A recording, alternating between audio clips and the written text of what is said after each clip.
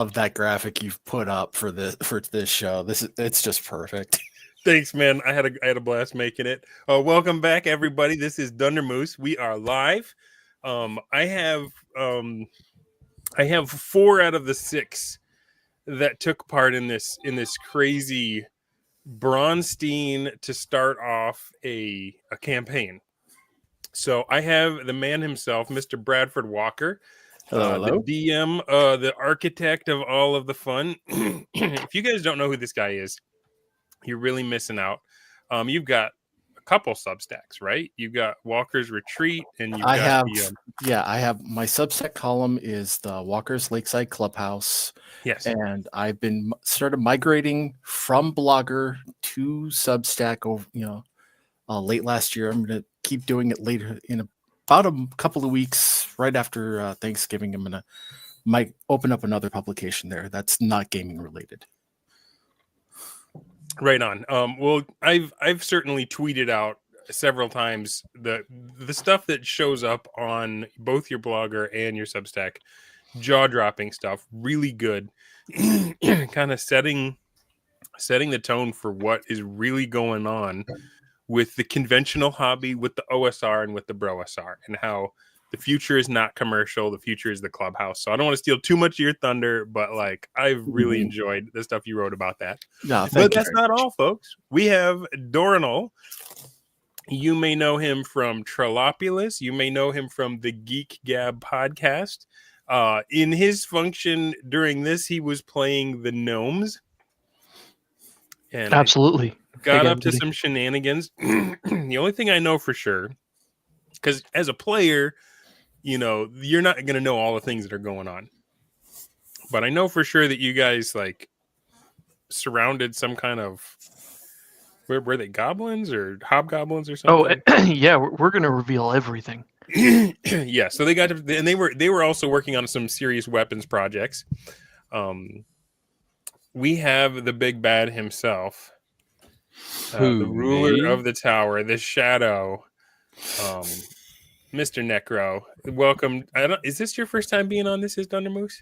I think I actually got the honor of coming on after the first Braunstein that I got tapped in by Jeffro, the first time that we had the icing on the cake. Yeah. That's right. Okay.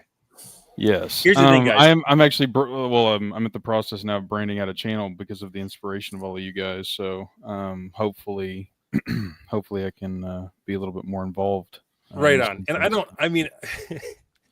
here's the thing. Here's what happens with the BroSR. I don't know if you guys do this on your Braunsteins when you play on Discord, but everyone always changes their icon and changes their name to match what's going on in the game. And so, yes, you were my ally. You were the orcs in the first Battle Braunstein. Yes, sir. But I totally didn't recognize you. And even the last Braunstein that we played in, where we were both solos, and then that's dipping into the future. We're going to talk about that one later. But you had your voice totally. Well, no, that was don't forget now. That wasn't me. I was the necro dancer. That was that'll be for next week. Right. We'll talk about that. Pleasant will have to make his own introductions because I do believe he has said he's committing to the bit yet again. So this is why I need to just do one thing and just do it well instead of signing up for all the things. But I have an ulterior motive because I want to scoop out the great stories from these Braunsteins and share them with you, my audience. So you're going to get us 2 weeks in a row, so you're going to scoop everything out of our audience. I'm going to scoop it out with a melon baller.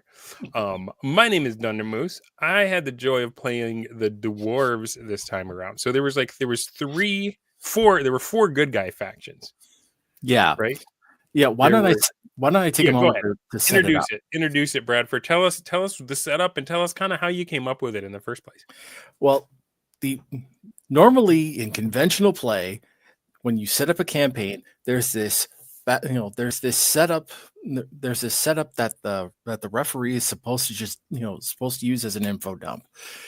Most people, we found this out over the last 50 years, don't care.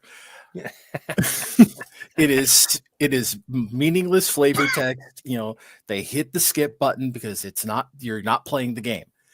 So what I did is I said, well, what if that backstory was something you played out, and I set up what was supposed to be a nice little war game scenario. It was supposed to, and the idea wasn't to play it to completion. The idea was to play it to a point where the environment itself was put into motion, and then I would set up a pretty standard scenario play, and I would alternate back and forth. And well, due to events that did and did not happen, there was a kind of an early cessation, and all of this worked out. Were you guys surprised when it ended quickly? Yeah, well, mostly. Quickly being 16 weeks, which I will say this took a tremendous amount of my mental bandwidth over that time period, and as you will find out with what all ended up happening. But all right, yeah, fair enough. And I'll tell you, I was shocked. It was only a moderate surprise for me because it did not take much of my bandwidth over those weeks. All right. Yeah. So the idea is that there's this island, there's this continent-sized island, basically Australia, but not so smaller or denuded of life. And in the middle, this 30-mile across, inland lake, in which a gigantic, impossibly tall tower rises. And this is supposed to be in the days of old, where the gods met with the mortal peoples. And due to events that I didn't bother to explain because it didn't matter, the demi-humans were punished by the gods and thus became the playable versions that are in first edition AD&D. So I had the dwarves, the elves, and the gnomes set up in recovered city-state bastions. And I had the halflings split into their 3 subraces cohabitate with each one. The reason I did this is because the halflings are pastoral people and don't really have cities of their own. And the halflings alone among the demi-humans don't have clerics as their spiritual leaders. They have druids, but they're NPC only. And so I gave my halfling player 3 druids, one for each subrace, and embedded each druid with each subrace, which is why each of you had a large halfling contingent among your starting city. Okay. So was the halfling player in charge of those 3 NPCs? Yes. And he had, and just like just like the 2 of you and our missing elf player, I gave each one of you a maxed out monster manual entries worth of troops and leaders. So he had a full listing of halflings, but he had to split them 3 ways. And just like I told the 2 of you and our elf player, this is all you had to work with.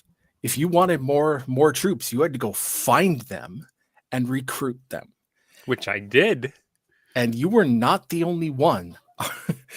But I found more dwarves. Yes, you did find more dwarves.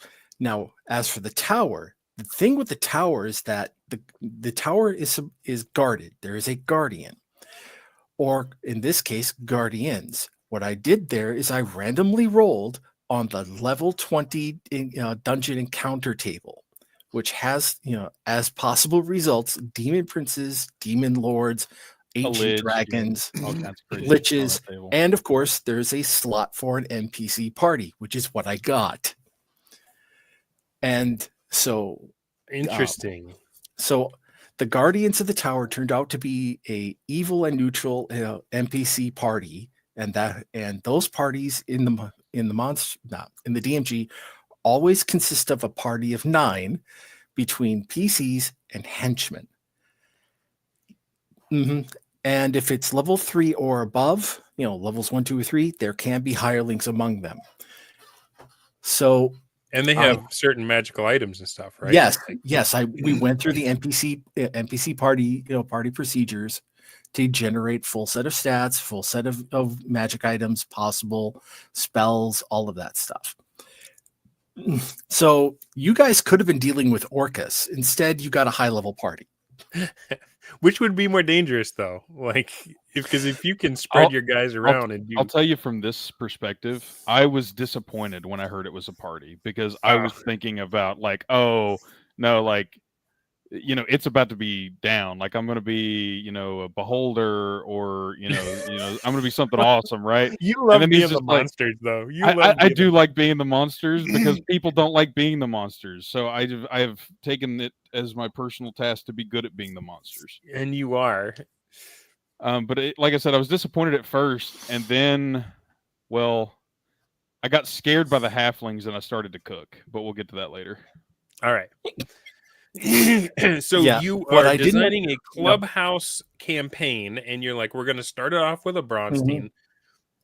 Did you have the island rolled up, or were you going to use the exploration rules as the people kind of, because we all started, it was like a game of Settlers of Catan. Aside from the guy in the tower, we all kind of started on the edges and had to work our way inward. Yeah. Yeah.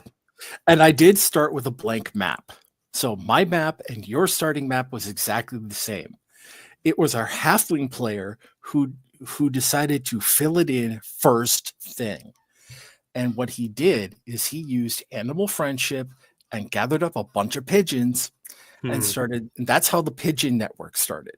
Brilliant. That was his first absolutely brilliant move. And he asked me in DMs, well, how far can they go? And I'm going, I don't know. I looked through the monster manual, didn't have one. I looked through some PDFs that maybe they had something. Nope. So off to the intertubes, and I looked up what how far could a barrier pigeon go in a day, blah blah blah, and compared that to my campaign map, which used 30-mile hexes. They could carry that. Question: did you use African or European? I didn't even think to ask. I don't know. Couldn't resist. So yeah, that's why the map got filled in so quickly, is because he used animal friendship first to do, and he turned those pigeons into drones and messengers. At first, he reconnected his 3 guys. After he found his 3 guys, then he reconnected those 3 guys, and that's how he quickly set himself up to be like the guy in charge of the alliance against the tower. It's because he had the comms. And well, and let me ask Dornell, because you've played in a bunch of these now as well. How important is communication in a Braunstein? Information. Well, I mean, it's very important. The idea of the Braunstein being that you've got multiple players working in conflict in a fog of war. And that's what that fog of war means. It means that information about the game state and the information about what the other people are doing is by definition limited to what you've seen or heard in your conversations. So communication is at the core of the game. Yeah. Information is the currency of one of these large fog of war Braunsteins. Because so go ahead. Sorry, Bradford. I just wanted to make sure that came out. Every time you're making your moves, they're making their moves at the same time. So that's where the fun begins. Mm-hmm. Yep. And because I had the idea, I had an idea that's one, since the four of you allied against the tower are going to be smarter collectively than me, I put in a ramp mechanic for the tower, and it started off pretty simple, and it was supposed to be I give the tower guy some small utility ability. Initially, it was a small one. Every X weeks that pass, and Necros did catch me out a couple times because I forgot to give him what he should have gotten, and but no, the idea is that the tower wakes the guardian up when it detects the demi-humans coming to shore, and it doesn't wake up all at once. So there's this building pressure that counteracts the ability of the demi-human players to collaborate. And one of the criticisms that the halfling player gave to me is that so long as that is the case, this is fine. But that didn't happen. Because an asymmetric scenario like this, even though had it gone much further, had penetration of the tower happened, because every one of you had an objective in the tower to find in order to get your win condition. So my objective in the tower was the acts of the dwarven lords. Yes. Like the dwarves had been exiled, and like for whatever reason we were allowed to come back. Mm-hmm. And our idea was if we could get that axe, then we could petition our god to smile favorably upon the dwarves again and bring us back from the brink. Because like we were in almost a Battlestar Galactica scenario where there just weren't that many of us left. What were the gnomes' objectives, Dornal? What was in the tower for you guys? It was called the Jacinth of Inestimable Beauty. And it was an artifact with... sounds nice. It sounds nice. It's same function, basically. With it, we can commune with the gods and get salvation for our peoples, who numbered, exactly 260 or whatever. All right. Now, and what were the other ones, Bradford? Inside the tower, was the blade. Was the blade of the first mage for the elves. In addition to that, basically the same idea. All four of you had the same reason, same motivation to get it, but the effect was different. The effect was different in that for the halflings, it was a twig of the world tree, and the general idea is that each one of the demi-human races has an implied speciality to them of some sort, or some kind of function that has been crippled. For the elves, it's their magic user, their ability to use magic. They cap out at 11th level when all their lore and everything that's implied says they should be as powerful or more powerful than what men can achieve. Gnomes cap out as 7th level as illusionists. So the Jacinth was actually supposed to unlock their crippled ability as illusionists. Nice. And for the twig of the world tree was to reconnect them fully with druidism. That would have had some serious problems down the road, but because true neutral religion, lawful good people, there's a problem there, but that would have been fun to address. And let's see, for the dwarves, the dwarves, like the elves, would have gotten access to a bard-like class that is race-specific. That melds their ability to use clerical and fighter abilities, but is not a paladin. Okay. Yeah.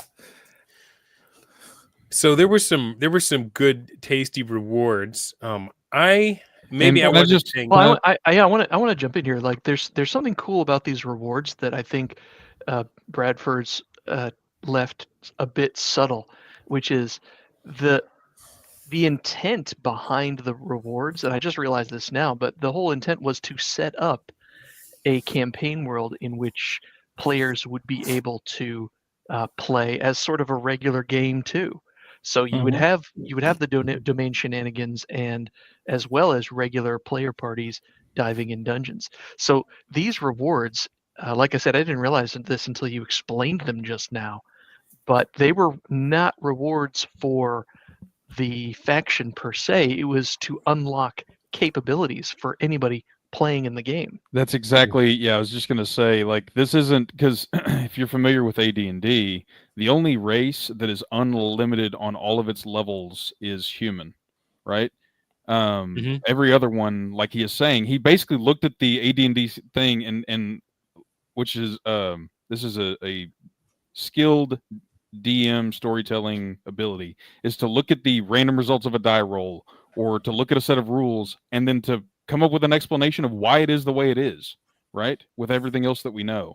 And so, like, unlocking the ability, if the elves succeed, to have uncapped magic users that you can play as, which you normally can't do in AD&D, but you actually earned through playing through the cosmic implications of the setup of the game, right? In this little war game scenario, is it's an insane thing, especially if you're used to, okay, I can only take my orc cleric or half orc cleric to level 4, for example. Yeah, and for the tower, the tower was, I set up, because it's meant to be an antagonistic faction, and each time I would run the scenario, there'd be somebody different as the tower guardian. I didn't. I honestly had no idea what they would get for winning. You get to keep all their stuff. Well, besides that, so I had no idea. I probably would have figured out something. I invented my own kind of headcanon for this, which is that, like, Lord Lamont Cranston, if you're a fan of pulp fame, there's tie-in with my, I was given because one of my henchmen for my fighter was a level 6 cleric, and that was the highest level cleric that I'd gotten out of all of the roles. And they were committed to this patron called the Fear Owl, which was memed up by Bradford, riffing off of a off of a Hololive character. Yeah, a Hololive VTuber. And the whole idea is that they're the Fear Owl, right? And they're all about civilization, right? Yep. And so my whole thing is that we basically, like, we saw ourselves as the coming of age for these races. Like, if you can't beat us, like, we're secretly rooting for you, maybe, especially if you fight honorably and lawfully and upright like men. But if you can't beat us, then you don't deserve to have what you lost. So, if you're going to take a swing at the king, you better not miss. Right. Brian Renninger in the chat points out, for clerics at least, the levels for demi-humans are tied to how close they are to the gods. 3rd, 4th, and 5th level spells are bestowed by servitors of the gods, angels. The god itself higher. Yeah, that worked out very well. And the reason I started using Hololive stuff is, well, quite frankly, because I thought it was funny. Right on. Come on. If I laughed at all the wrestling related meme stuff you got, that's been going on, I can have my own kind of brand of the same fun. Memes and joke names. I don't know if Jeffro gets this because he gets frustrated with it, but memes and joke names are like free player engagement on the table, right? They are. Can I read to you my meme joke names for all of my people? Go for it. Just really How many? Quickly? You had 9 people. Yep. So we had Lord Lamont Cranston, aka the Last Shadow, because playing on being the Fear Owl, the last shadow you ever see. Vincent the Faithful, aka the Harry Myrmidon, because the Last Shadow, Lamont Cranston's faithful servant is Harry Vincent.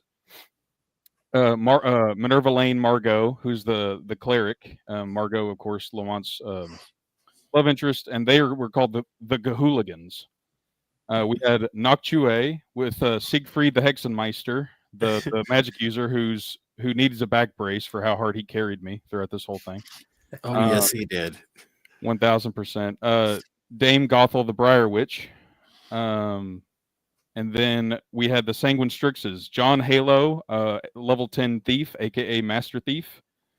We had Remy Lachaud, an illusionist called Gambit, and this was before the woo baby, I'm gonna make a name for myself here from Deadpool 3, which is just awesome synchronicity there. And then lastly, we had Patches from Dark Souls, aka Rat Bastard, because that's just my little putting my own little memes in there. Right on. When you get handed 9 characters, you need to do something to make them distinct in your own mind.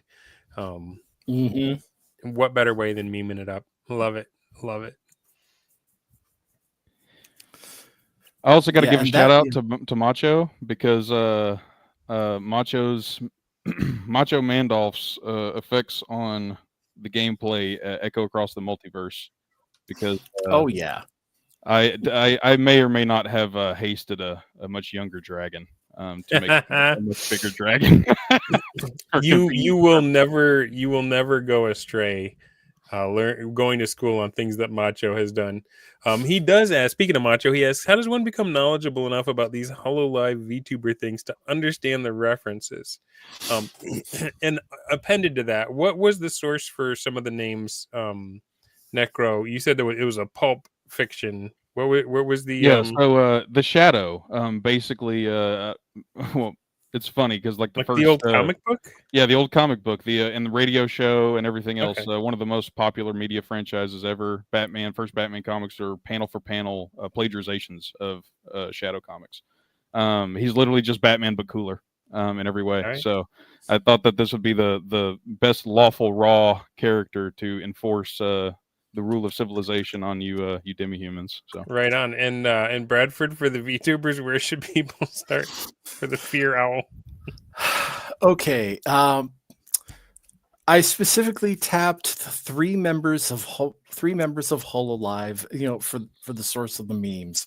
The Fear Owl is a inside joke for a HoloLive member named Nanashi Mume. She, like everybody else in HoloLive, has a YouTube channel. Nanashi Mume is part of the English branch, so don't have to worry about Japanese. And the reason she got called the Fear Owl is because normally she's a pretty happy-go-lucky, bubbly girly guy, girly type, but every so often she will just have these little psychotic breaks, and that's where she just goes, no, really, you should just die. And that became the running joke of the Fear Owl, and even the agency embraces it here and there with some of their promotional animations, where they have Mume show up with the big scary eyes and the teeth in the mouth and with a knife in her hand ready to stab you. So for the normies out there, the closest I can, from hearing you describe it, because I haven't watched that stuff yet, I'm picturing Princess Unikitty from the Lego movie, right? Like just happy, bubbly, bouncy, and then something snaps. Is that kind of the vibe? Yeah, pretty much. I get that reference. Mm-hmm. Yeah, but like animated, Japanese animated. And, okay, cool. Yeah, there you go. Our resident nature goddess is another HoloLive member of the same cohort. Her name is Saris Fauna. She doesn't really have much in the way of inside jokes of the same sort. It's just that she's very, like her persona, she tends to be rather the earth abides, Yes, it's very nice that you all love me and adore me and worship me, but I'm not going to be too sad if you get murked by a bunch of orcs. You should have been stronger. Right on. And most recently, because I thought it was hilarious, there is another member of HoloLive whose name is Hakos Bales, usually referred to as Bay. And she's an Australian and her persona is deliberately set up to be this overly earnest girl, tomboy girl. And I posted her intro on the Substack somewhere, where she calls it her Chuny intro. And the reason I wanted to do it is because her character, her persona is she's a rat. She's a rat girl. And so I'm going, oh, I have to do this. I have to do this. Normally Bay like Mume, I characterize as neutral, but both of them have evil subsets. For Mume, it's the Fear Owl. For Bay, it's the Great Horned Rat. So I had to don't let Necro hear you talk. He's actually the patron in my 1E campaign that's like totally on pause right now, but he's me actually. Good try. It's all right. What was it? That's me. That's also me. I said Necro, yeah. Oh, sorry. Yeah, I don't know what people are calling me anymore because we've gotten all of the names. But there's a Necro in the chat, and I thought that you were talking about him because he was weeb detecting. All right, Can I just call you Aaron? Yeah, you can just call me Aaron because that'll make it easier for everybody. All right, here. cool. But, Aaron is Aaron is in charge of the. I wear many hats. He's like a cross between a were-rat and kind of a Skaven commander. So. I wear my weebishness with pride. I'm an OG weeb. Weebles wobble, but they don't fall down. Anyway, I don't know where that came from. I apologize. It's been a long week. And depending on how things go, because I am going to open up scenario play shortly. Certain other things I might do as recurring shit posts and gags I might do, like one of the former members of Hololive is a dragon girl named Kiryu Coco, and she's the woman who plays her is known as Kason. Kason's a shit poster. She's an absolute shit poster. She is hilarious. And I would have gladly have put in a red dragon somewhere and just had it be her and have her just have her just, do stupid meme shit because it was funny. This is so not the way I thought that this conversation was going to go. Oh yeah. Look, there are points that there's a time to be very, very, earnest and serious and all of that. Yes. And there are times when you just can't. And it's the mixture of the two that makes the game fun. I will say, having defeated all of our enemies, it is fun and rewarding for the bros to just let our hair down and relax and be who we are and not have to get fought and ankle bit on every single point, right? So in that way, it's a celebration. Mr. Blue in the chat says, farming Muppets, wrestlers, and unhinged live streamers for D&D. What's next? Wait for it. I'll think of something. Right on. I haven't yet begun to Braunstein, so just wait. But I will say... Wait until I get one of the nice things about this, though, is that I don't know anything. Shout out to my brother. I don't know anything about these Hololive VTubers. I'm familiar with the concept, and I've seen a couple of them. But it's funny how much the classic D&D joke of the party named all super serious names becomes the joke party, and then Chucklefuck the clown, the bard, ends up sacrificing himself for the party, and everybody remembers it tearfully for years. That's the kind of thing that ends up happening from this, because I was irate when the at a certain, from the perspective of the characters, at a certain betrayal. What I saw is like fratricide on their part. And like I said, I didn't even get to have the results of my revenge for that adjudicated, but yeah, it works out that way. I do want to point out, No Sam of the 2004 does say, honestly, turning Hololive idols into random D&D jokes is pretty funny. So you are hitting with the audience there. I'm sorry, I totally stepped on what you were saying. Go ahead, Dornell. Yeah, you did. Yeah, it's really interesting hearing that in background, because it puts two things into perspective, which is the game that was presented to me with the backstory and everything was very serious. There was no goofy anime stuff going on in my chats with Bradford, but it also puts into stark relief the absolute nonsense that he got up to just last week in our Cyberpunk game. Yeah. So that'll be fun for next week. Come back next week, folks. You'll hear all about that. Beowulf says, Holostine when? But yeah, I got the I got the tower was very dark and dangerous, and I got that we were in a desperate situation and everything like that. All the lighthearted stuff missed me completely. This is really fascinating to hear. It's also funny to hear how, it's good to hear that you were as stressed out as I was, because I knew at least who two people were. And when I heard that Dunder got the dwarves, I was like, oh no. He got the dwarves in a long game. That's really bad for me. and it pretty much fruited that way immediately. The motherfucker immediately started putting out and I apologize. cranking up the foundries, man. Like he's gonna bring cannons to bear on my butt. And if that had gone quicker, you would have been toast, man. I was gonna shotgun your dragons out of the sky. I had plans, baby. I was gonna put holes in the wall. Now, it was gonna be awesome. Now, since our halfling player is not here, I have to speak for him. Yes. This man, even though he was not happy about how everything turned out, he is not happy about it. He was brilliant. He was brilliant. I was astounded. I showed some of you guys just the little snippets of what I got every week.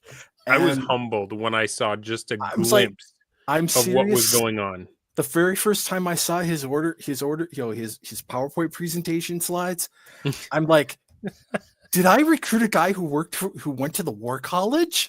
Holy Seriously. crap. I was like, I've got to step up. Meanwhile, Dornall and I are like, oh yeah, what was I doing? Yeah. It was really, it's one of those things, like I said, I wasn't very surprised by the outcome.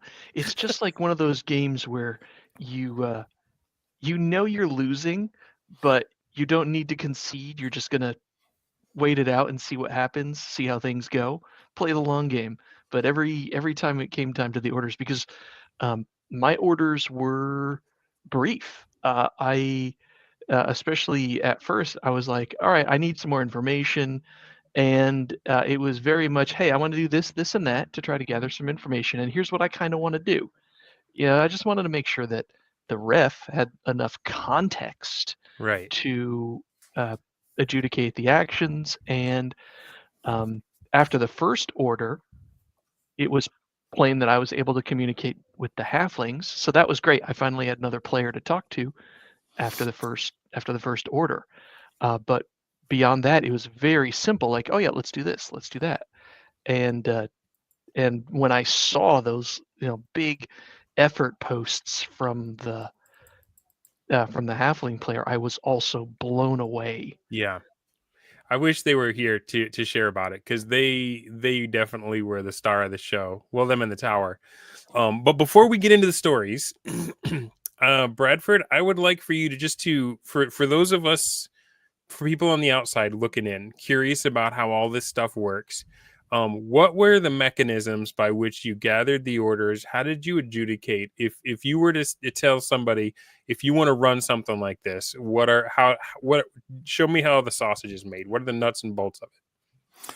What I did for adjudication is at this time around, what I did is I had all of you guys I had all of you guys as contacts for direct messages over Discord. And every week I would solicit the orders, and I had a deadline, and that deadline was always on that Friday, usually by 10 o'clock Central Time. And the idea is I would get all your orders. I would then take the weekend to get all your orders.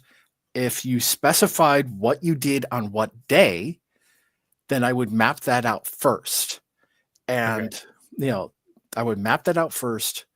And then if they weren't specified by what you did on what day, I would go with what most logically seemed to be the order of events. Yeah. And after that, it was, I wanted to see if anybody came into conflict with anyone else, if anybody crossed paths with anyone else. And I would note that down. Finally, especially early on, it was, okay, you're going here, here, and here. All right, I need to make checks, for this, for this, for this. And then I got out my DMG, and I would be rolling on the encounter tables to see what happened.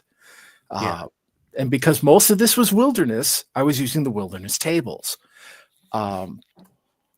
And that's where a lot of the encounters with monsters showed up. They were random encounters while out in the wilderness, going from A to B, or doing patrols or what have you. The castles that showed up, the camps that showed up, most of the additional small dungeons that showed up, all of those were the result of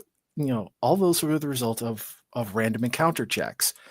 And the ones that showed up later, where the tower and the halfling player were kind of maneuvering to get to certain additional places, those I'd put in by fiat, because those were tied into canyon tower, all the canyon dungeons, because those were tied into the tower's function. The tower had the ability to go to, Stargate style, just go through a portal to an external location elsewhere on the map and sort you out from there. But each one of those locations was buried, was not only at the bottom of a dungeon, it was a dungeon underneath another dungeon. Okay. So it's a dungeon sandwich. You had dungeon, you had some space, and then there'd be the dungeon. And the prize was a portal into the tower itself. Straight to the tower, yeah. Okay. I did not know that.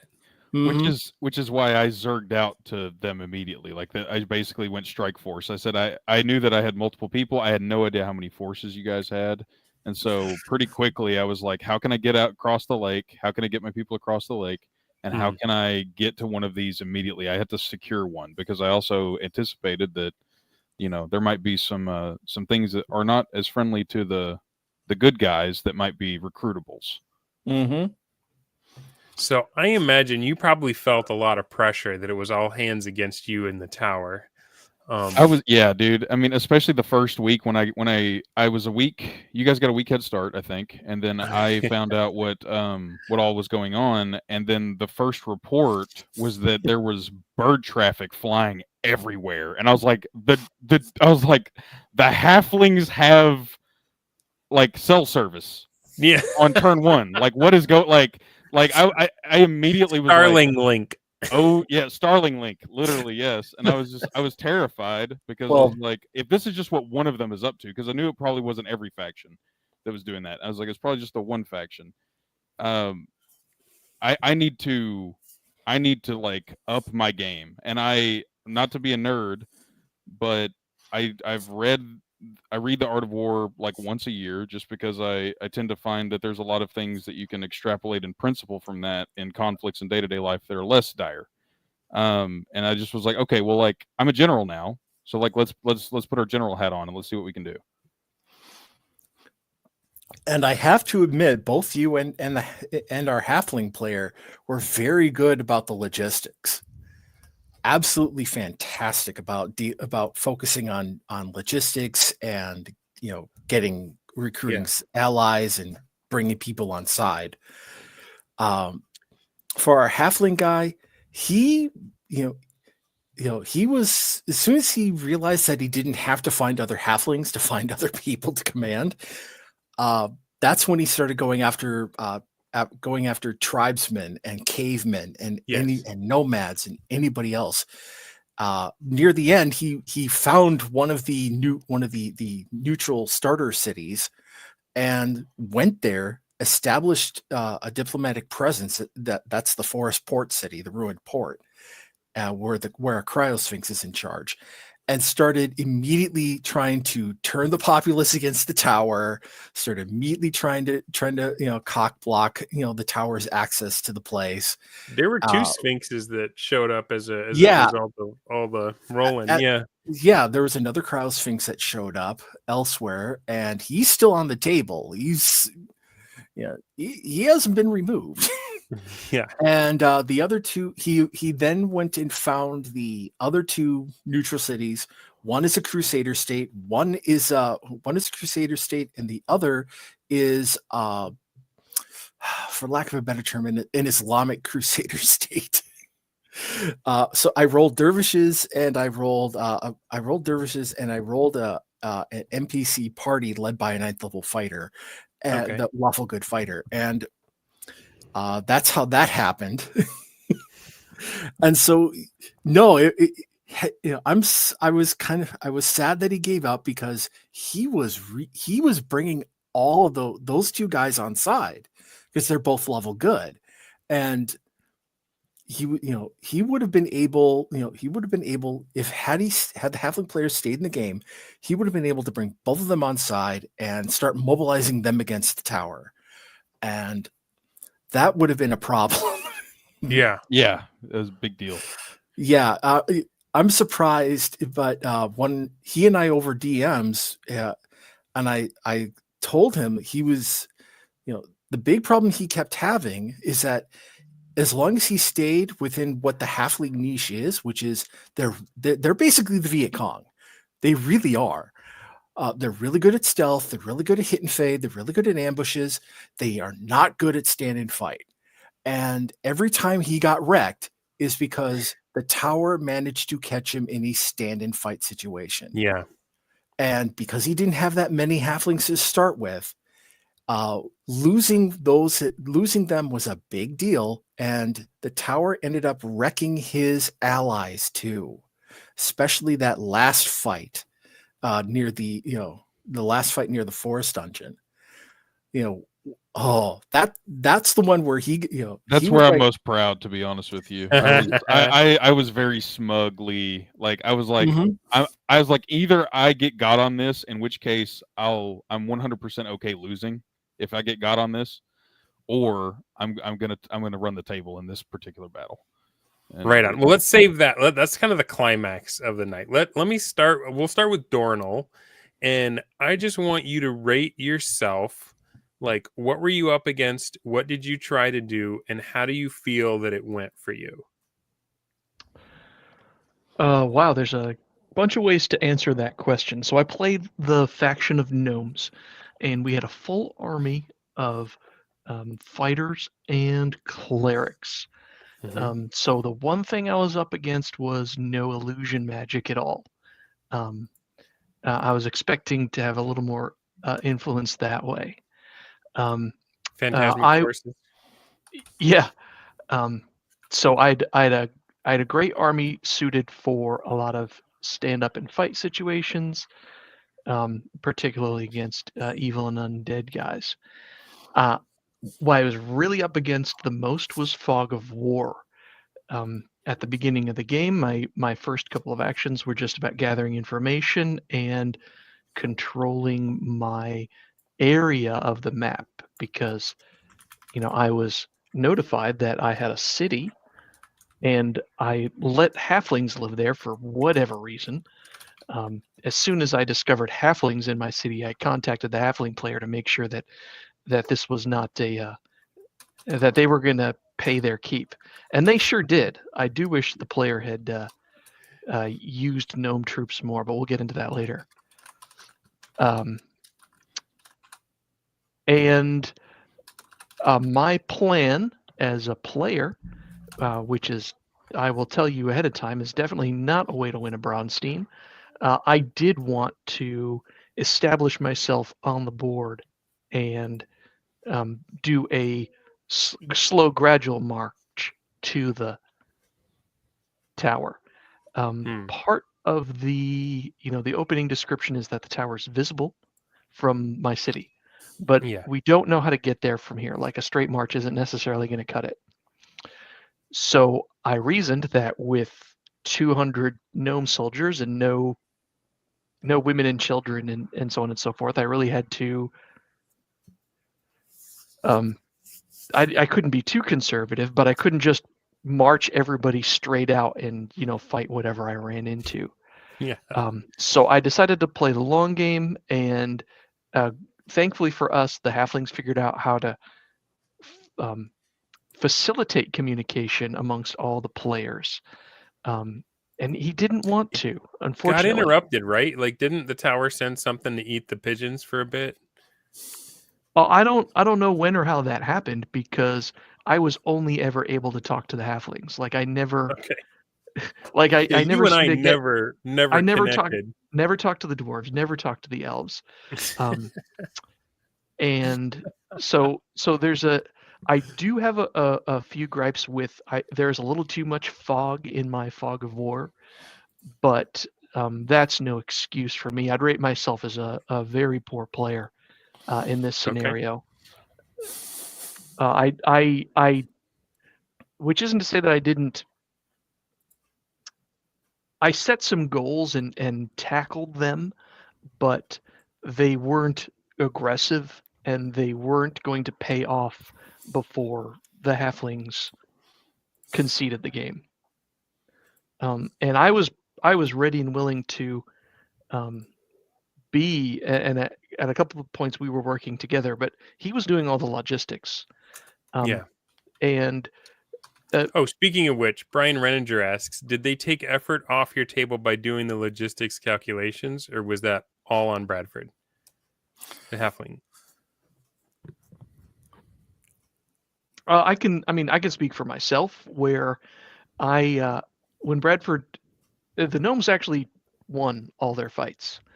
And a lot of that was because of the halfling help, because the halfling player had a really sound tactical mind, and we were on the same page as far as what we were going to do, and the way that our forces could complement each other. He would do the scouting, he would assist with stealth, he would do hit and run tactics to either draw the enemies into a advantageous terrain or just to weaken their forces. And then the gnomes would step up with their healing magic and just grind out. So I think we had 3 or 4 battles, and we just ground about. You besieged a castle, right? We did, and that was a great story, because it was my one time to shine as the gnomes. I realized that I wasn't going to be tricksy illusionist gnomes. I was going to lean into their expert tunneling powers. Yes. And so I'm not sure what everybody else was doing. So the halflings had their scouts and guerrillas, but the Gnome King put together an elite squad of sappers. I was going to tunnel my way into the tower if I had to. Nice. So we had great successes. It was just a little too slow for the pace of the game and for the characters. And that's a lot of that is on me. I actually missed a couple of weeks of orders here and there. Real life happens. I'm not going to make any more excuses than that. And so the gnomes went on autopilot for a couple of weeks, and that put us behind. I think that about sums it up. I did have some frustrations, like I mentioned, and I definitely played a typical passive game, which is actually typical for me. I like the low and slow grind, and that really wasn't appropriate for this or most other Braunsteins. What was your favorite thing that you were able to do in this game? It was the siege. Because the idea of creating a sapper team came to me as sort of an original idea. It wasn't. It was something that I recognized that the gnomes would be good at, and I set it into motion. I used it to. I disrupted one dungeon. They ran an end around the dungeon, just dug into the lower level of the dungeon and took the choice treasure and left. That is awesome.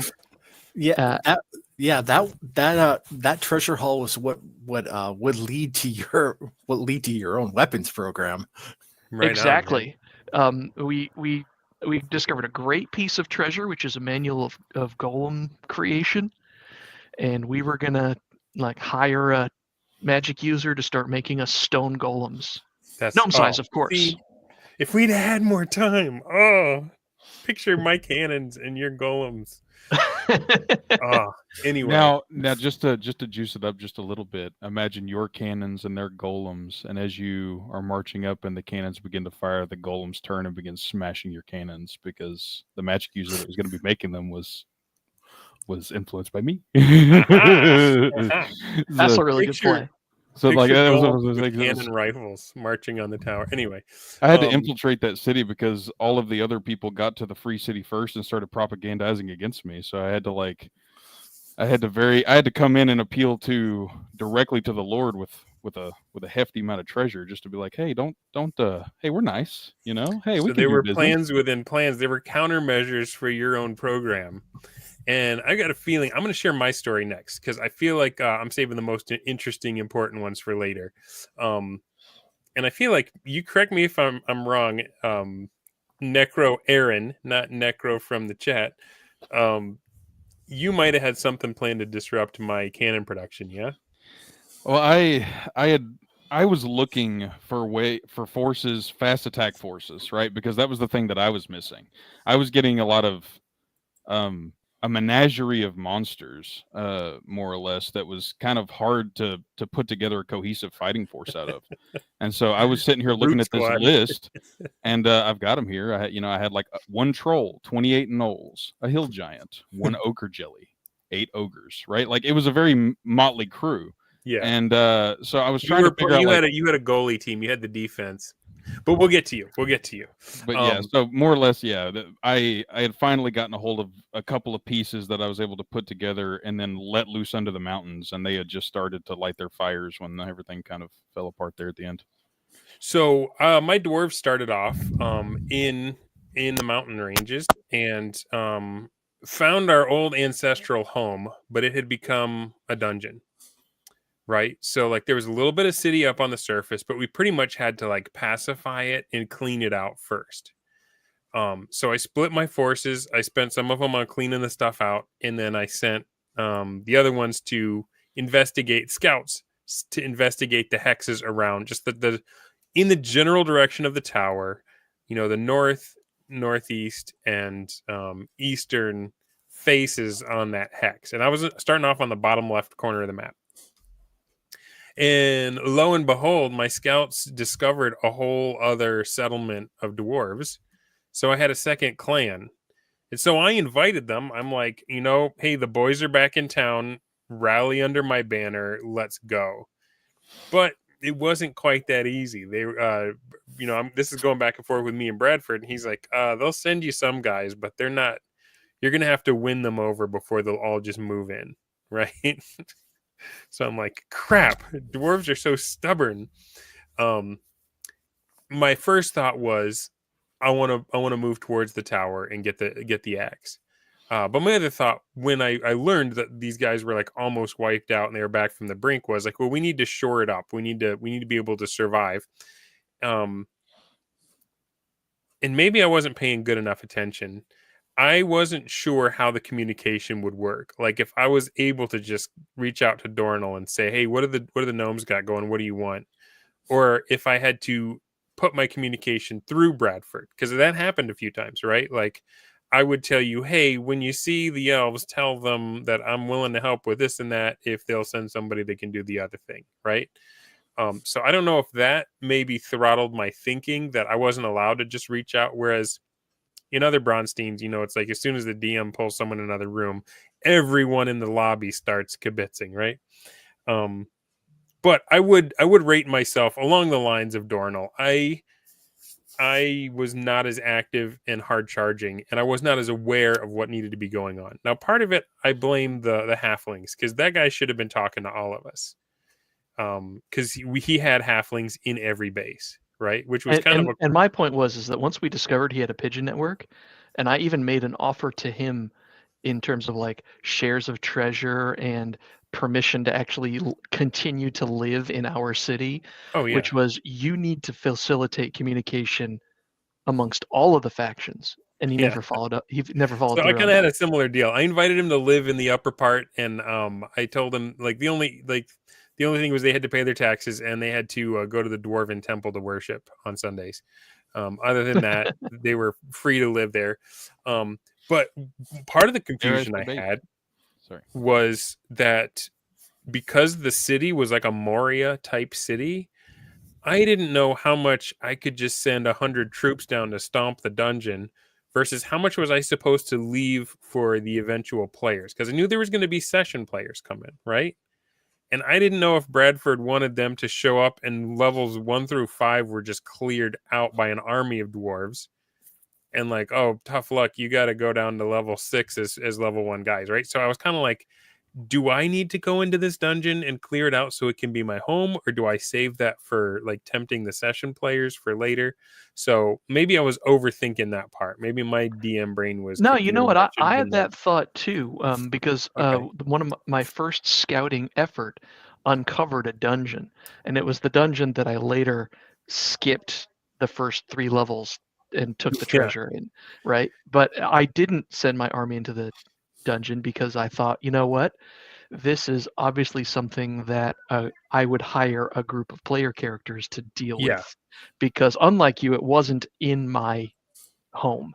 It was just a dungeon there.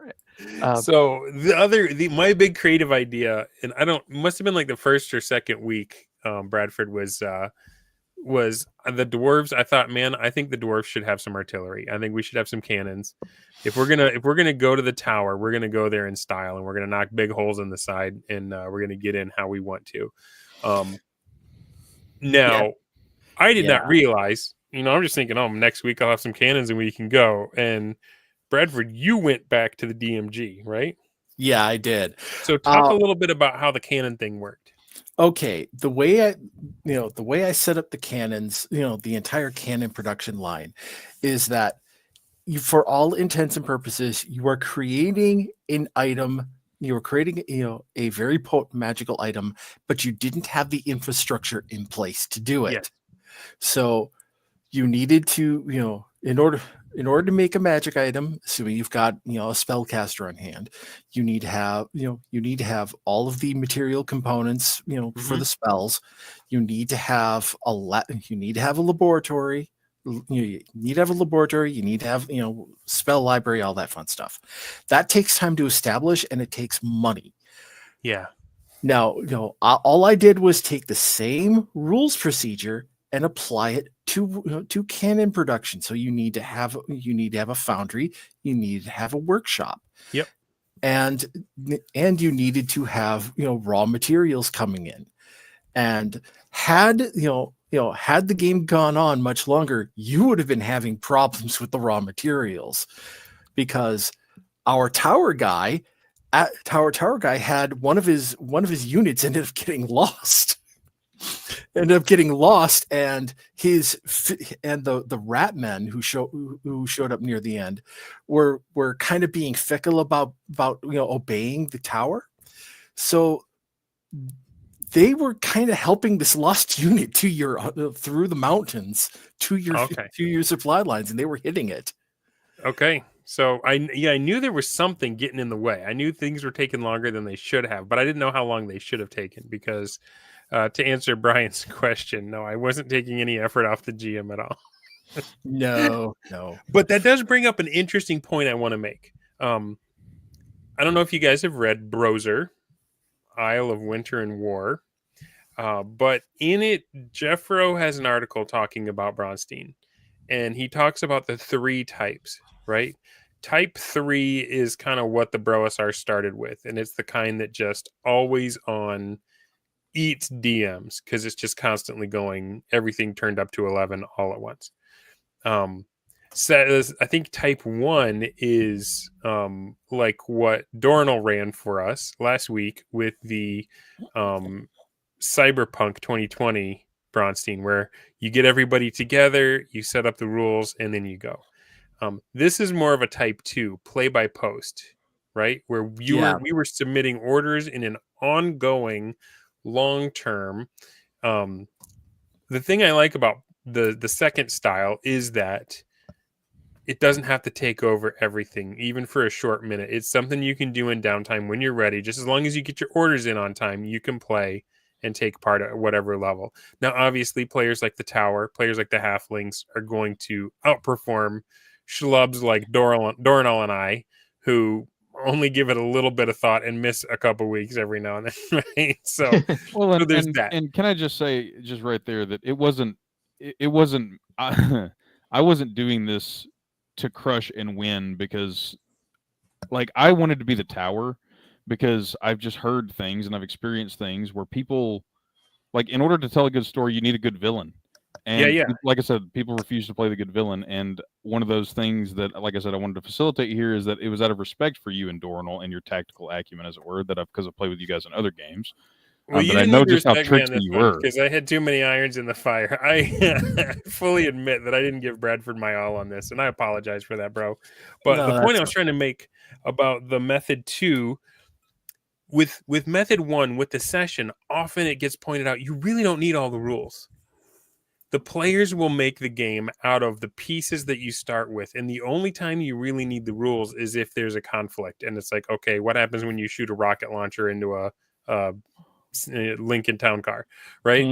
Mm-hmm. So the rules are very minimally important in that session. But in the play by post, they are very important. And I feel like you had a much bigger help by using AD&D 1E for this than if you'd have gone with some rules light system that didn't have answers for where you had questions, right? Like you were able to look at the section on how do you create a magic item? How do you research new abilities? And the DMG had something for you there every time. Yeah. How do you move through the hex? How do you populate the wilderness? So would you say that, like, for this style of Braunstein, you want something like 1E or Axe over something like Shadow Dark or Cairn? Absolutely, you need to have a well built out game like First Edition or Axe, and and for that reason, I have to, it's because it's a side effect of doing this that I started writing my article series, Games That Disappoint, on my Substack.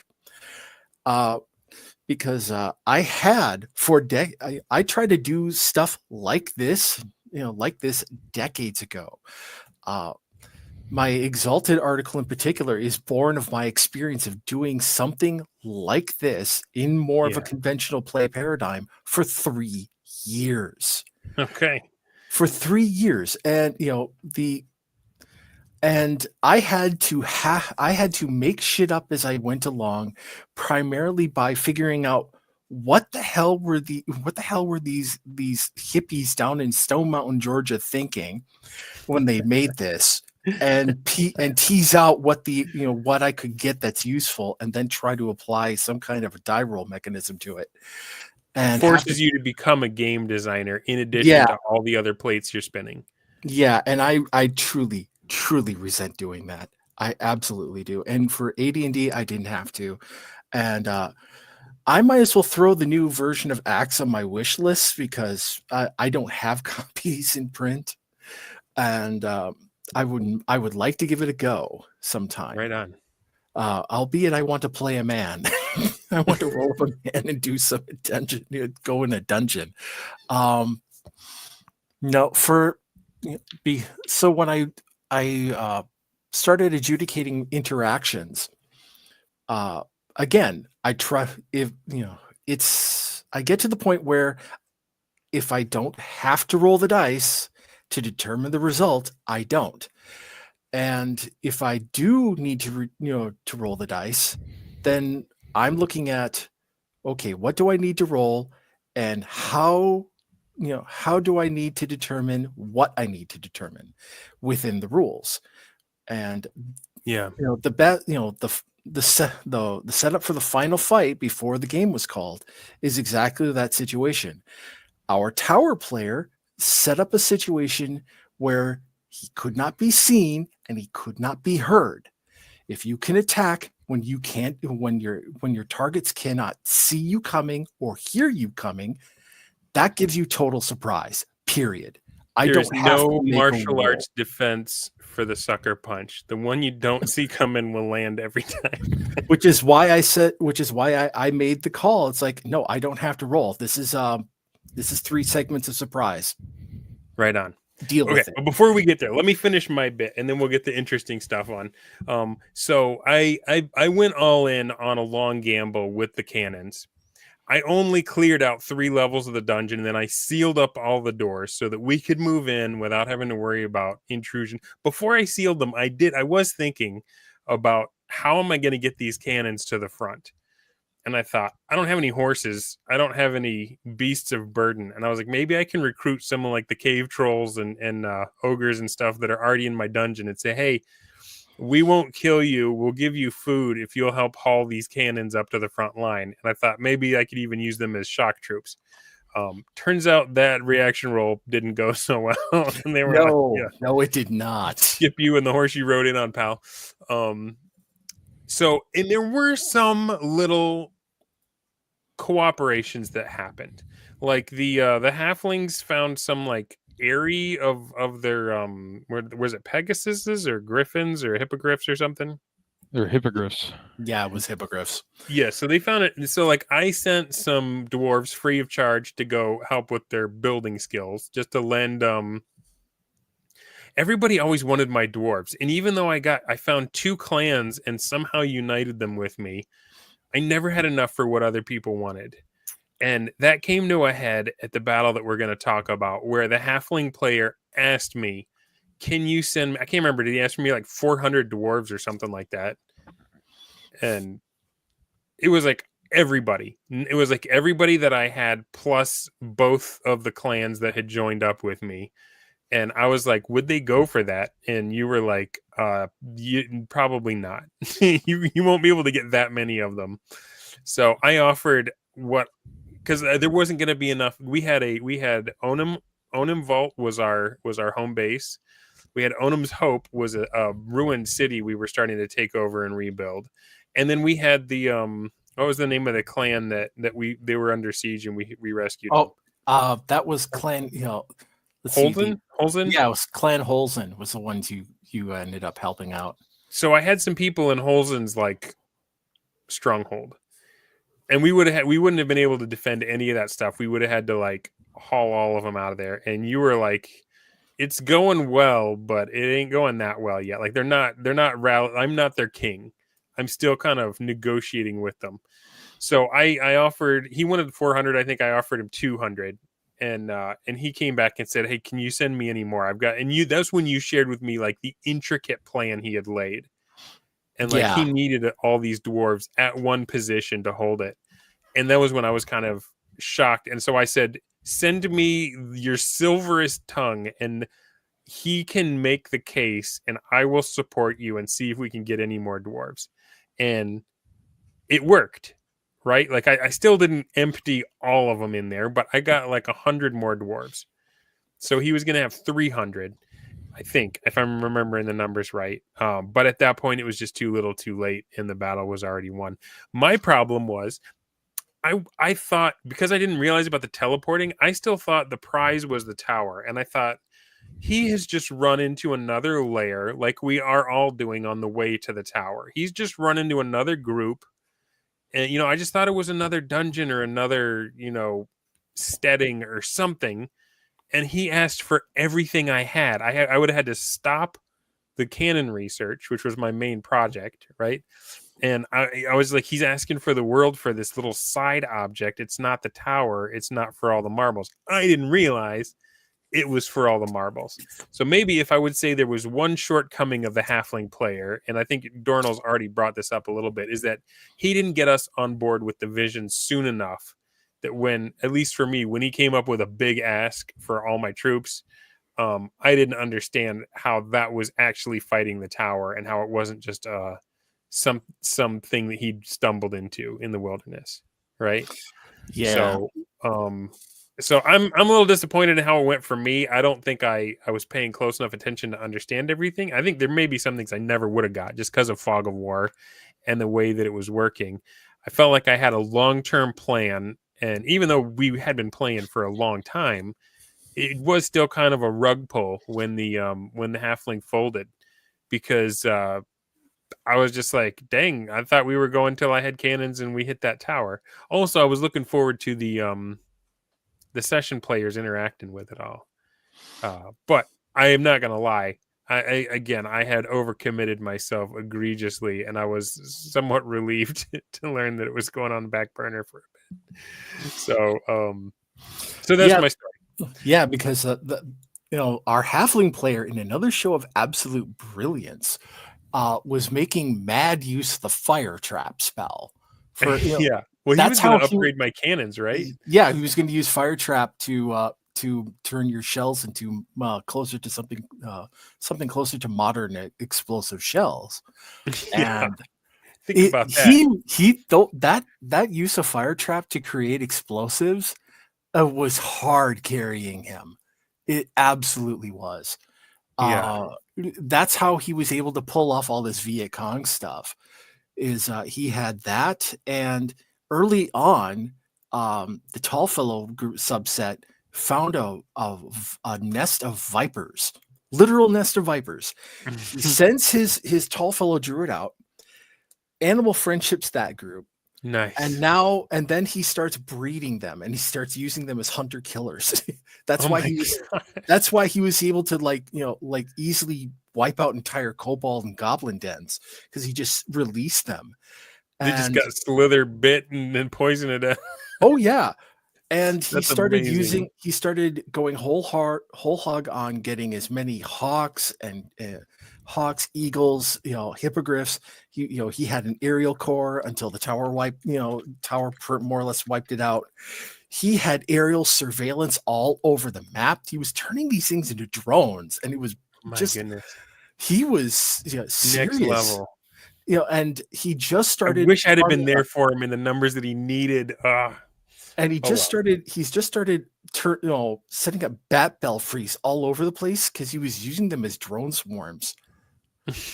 Seriously, down to the pigeons and the bats. Yeah, that is remarkable. This man was just brilliant. I feel sorry for him. I do feel bad. I let him down. I'm on his bad side. I'll just say it got so bad that I shifted to propaganda war as well, because I was like, I legitimately hired criers in the Free City to watch out for what they called short terrorists, midget terrorists. That's hilarious. Because I was propagating the fact that one of the first villages that I'd encountered early on was a human village that was committed to Ceres Fauna, which is the patrons of the halflings, and I had just provided them a bunch of food. I cleared out the area, made it safe, and just asked them to man the garrison once I had cleared the dungeon and I had established my first Stargate. So I just said, hey, can I have, however many people for the garrison, and then we'll take care of you. Like, you'll be under our aegis. Did not realize that I had kind of, in the shuffle of things, had let that was a weak point that he identified, that I had not been all over that area, and he completely wiped them out with his drone. Like that was when I realized that the drone thing was fully online. And that was like, I knew I was in trouble. But that culminates, and that's actually part of wrapping up toward the end that I know that we're waiting and building to get to. So, I really wish we'd ran into that Kyrin that I ran into that first day. It never showed up again. That would have been fun to negotiate with that thing. He did show up again. Oh, okay. He did, but he showed up to help the elves. Oh, okay. Well, he showed up to warn off the elves, against going, because the elves had managed to slip small groups across the map to the shore of the lake, and they were putting together in a hidden camp. They're putting together boats, and they were going to slip across and try to raid the tower. Nice. Cool. And I'm sitting here thinking, because at this point, the tower garrison was pretty beefy. It's like, oh, this could. And I had no idea. But I had done some investigation of the wildlife there, and I had made friends with the water naga that were like down at the bottom, 500 feet down. Yeah, at the bottom of that the would lake. have been trouble. And so, although the elves did have some trouble with that, didn't they? Yeah, a little bit. They had, they tried to send over 2 guys to see what was going on, and they ended up disturbing an aquatic version of a purple worm. One of those two scouts got away. The other one didn't make it, and I have no idea what was going to happen after that. A thing occurs to me. I wonder if you did not need to give the tower any help. I wonder if just by virtue of the fact that the wilderness between each of our starting places was full of just neutral hostile forces. If you're playing Risk, like they'll never attack, but you still have to conquer their lands to get through them. I will just say, you have no idea, even with the ramping, if and this is in no way to impugn anybody here, but if the game had gone on another month, even with my ramping and increasing aggression, that was when you're weak, present strength, because I was losing the position of strength. I could see it. He was going to get 2 cities of holy non-morale failing, lawful good mother effers that are going to come in and try to stomp a mud hole in my ass and walk it dry. So I knew that this was getting out of hand fast, and that I was kind of trying to fight over this free city in a little way. But like, I wish I could have, without compromising OPSEC, given you guys a window into my perspective, because even for all of how not well you feel you did, it, like, I could see it from my perspective. You don't know what all the chinks in my armor were, right? So it was definitely a situation. It was definitely a situation where it was that the halflings were poised to win, or had an opportunity to win, and part of it was because he basically had us working for him. I was just going back over all my communications for the game, and before all the communications dropped, the halflings had also petitioned the gnomes for their full army at one of the cities. We were gonna go in, and we were gonna go in hard, but like at that point, to jump back to an earlier Braunstein I had with Crafty Matt Craft and the BattleTech Braunstein, he won that by pretty much convincing another faction to give him all of his troops and say, we'll make you one of us and you can wear the tartan. At what point is that losing when you say, okay, halflings, you can have my whole army, tell me how it went? I guess that becomes that whole thing where it's like, is the Braunstein beating the tower, or is the Braunstein doing the best for your own faction? And there's that push-pull. There's that prisoner's dilemma that makes this whole thing so delicious. Yeah, great point. But before we go deeper on that, I do want to give the Shadow his chance. Same question. What were you up against? How do you think you did? And were you pleased with the outcome? And what was the favorite thing you did? So I would like to just say I've been a fly on the wall on the the Bro SR for a couple years on Twitter, following mostly Vtubers and then Jeffro, and then finding Senor Dundermoose, and then getting just throwing a meme tweet at Jeffro and getting invited to a Braunstein, and that's how I got invited to the group. So I've been playing AD&D 1E less than a year. I've been tabletop role playing just now 10 years, and so I'm very new to this. This was my first patron in any game. Just a baby. Yeah, like I said, I feel like a wee babe compared to all these hoary veterans. But all that to say, I was like, okay, these guys are like, these guys are war gamers for way longer than I've been, right? I'm like, I need to bring my tryhard pants, because there's all of them. I don't know how many forces they've been given. I know what's been given to me, and I assume that they have similar advantages, right? So at the start, like I said, I had my 9 people, and it was overwhelming for me at first, because it's like all these magic users I've never rolled a magic user in AD&D, so I had to figure out how magic users That's work. Right.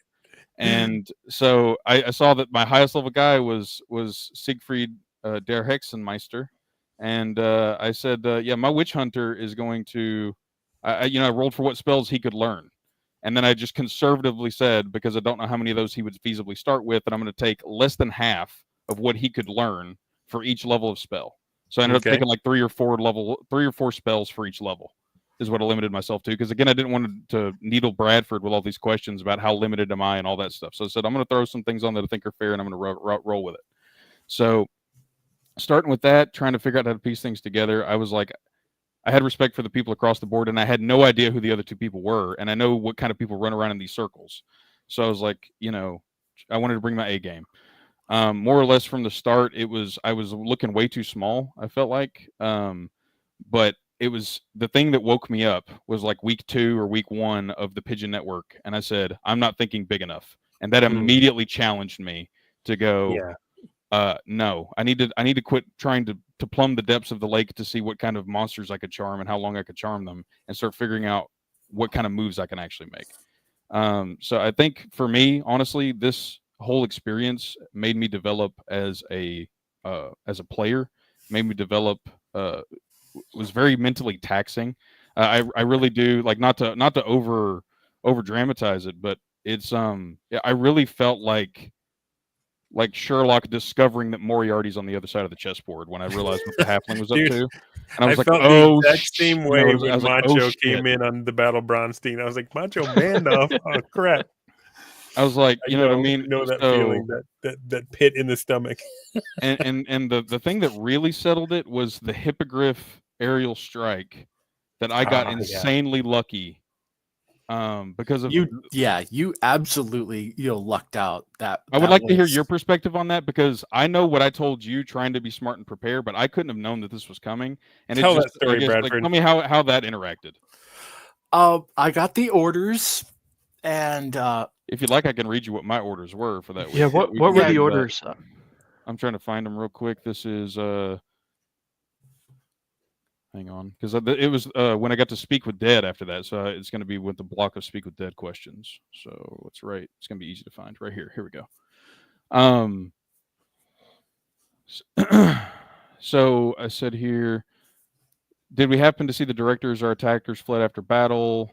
Oh, sorry, that was the one that was after that. Sorry. Right here. We try communicating with the Hobgoblin tribe, because I discovered a Hobgoblin tribe, bring them into our fold as a force field from the tower, enticing them to join us in a fight without in killing elves to play on their keen hatred of the knife ear. If relation can be established with the tribe, negotiations with or without bloodshed involved, as the Harry Myrmidon would fight Lord Cranston's champion at level 6 should be more than enough to defeat their leader in a duel without killing him. We task him with collecting a census of their village and other resources populations nearby. If they know of any work packs, blah, blah, blah, blah. Big bunch of stuff there. I give them 3 days to perform the census, an inventory of their hold, a warning to prepare their forces, as large forces are moving near here, and they must be prepared for surprise besiegement. That was way more than what I was communicating with Bradford. And I said we then bring, let's see here, discovered they were underground, use a staging ground to surprise our enemies going forward, so we made our camp in the ravine. We then bring a squad of 10 with us to command our fighters to aid us more quickly and safely exploring underground with their talents for mining and detecting construction, sloping passages, and shifting walls, because hobgoblins, if you look in their stat block, have dwarf-like abilities to better navigate underground.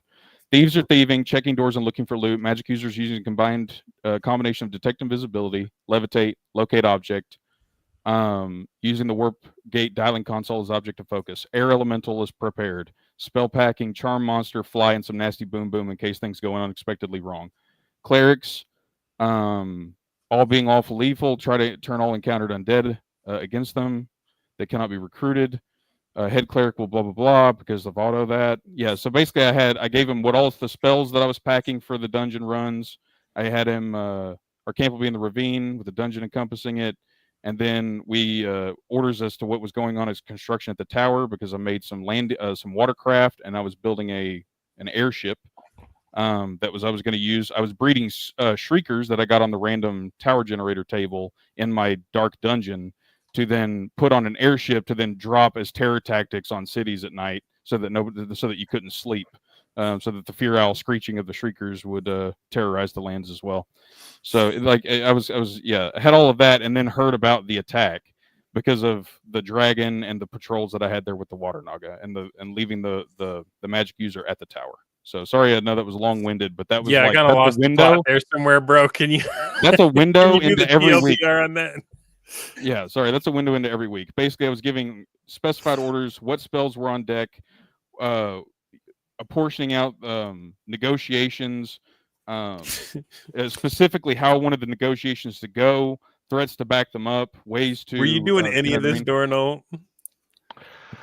No. Yeah, I was like, I want to research these 3 hexes next to me, and can I have cannons? and as complex as these sound, you didn't. The PowerPoint presentations from the halfling player were I'm not kidding when I say, if you've ever seen if you've ever seen an Army or Navy War College PowerPoint presentation, and they are out there on YouTube, you can find them. It's not that different. I'm just going to tell you guys right now, Bradford is amazing for putting up with that. Jeffro or B-Dubs would have probably had you guys lose just for making them read all that crap. Now another thing about my game is I didn't know who any of the players were at all. I didn't even think to ask. This guy who played the halflings, I believe I've played with him before, and he is actually a veteran. Okay. He legitimately knows his stuff, and he was a playtester in Brian Niemeyer's Combat Frame Exceed game tests. Oh, okay. And I'm not trying to throw shade. I'm just like the amount of focus that I have and the amount that I was free. There was no way that I was going to be able to be on the same level with Necro and with Martel. Like there's just no way. And I'm not saying that the way they played isn't good, because like obviously there's something about this game that makes it worth that much investment. It's fascinating. It's interesting. And as you were talking, Aaron, I could even just hear the amount of fret and worry that was going into, man, everything's going crazy. I've got these bat drones. How on earth do I make sure he knows that my guys are ready for anything? And that's how you did it. So if I could bring us all the way back to Bradford, how did that play into the encounter with the hippogriffs? Okay, with both players, the way I process their orders is I turn it all into a series of if then logic trees in my head. So if this, then that, if that, then this, blah blah blah, all the way down. So I get what I'm looking for. What I'm looking for here is I'm looking for when one condition is triggered by the other player. And that's where that's when I start scaling in, and I go, scaling down. I go, okay, do I need to roll dice here or not?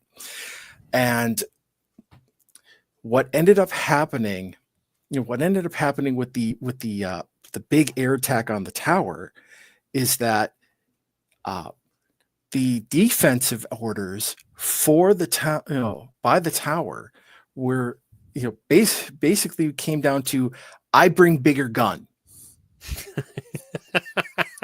All right. It really did. It came down to, I bring bigger gun. And I know because so the hippogriff is you got a bunch of halflings on hippogriffs, and they were attacking the tower directly. Yeah. They were coming directly, and they had lances with explosive tips. They had they just about everything. Every weapon there had a fire trap bomb on it. Okay, and that does magic damage. So did you know that, Necro, that all of his spears were going to go boom boom? Okay, no clue. Now the trick here is that all of those fire traps, and I went back and double checked.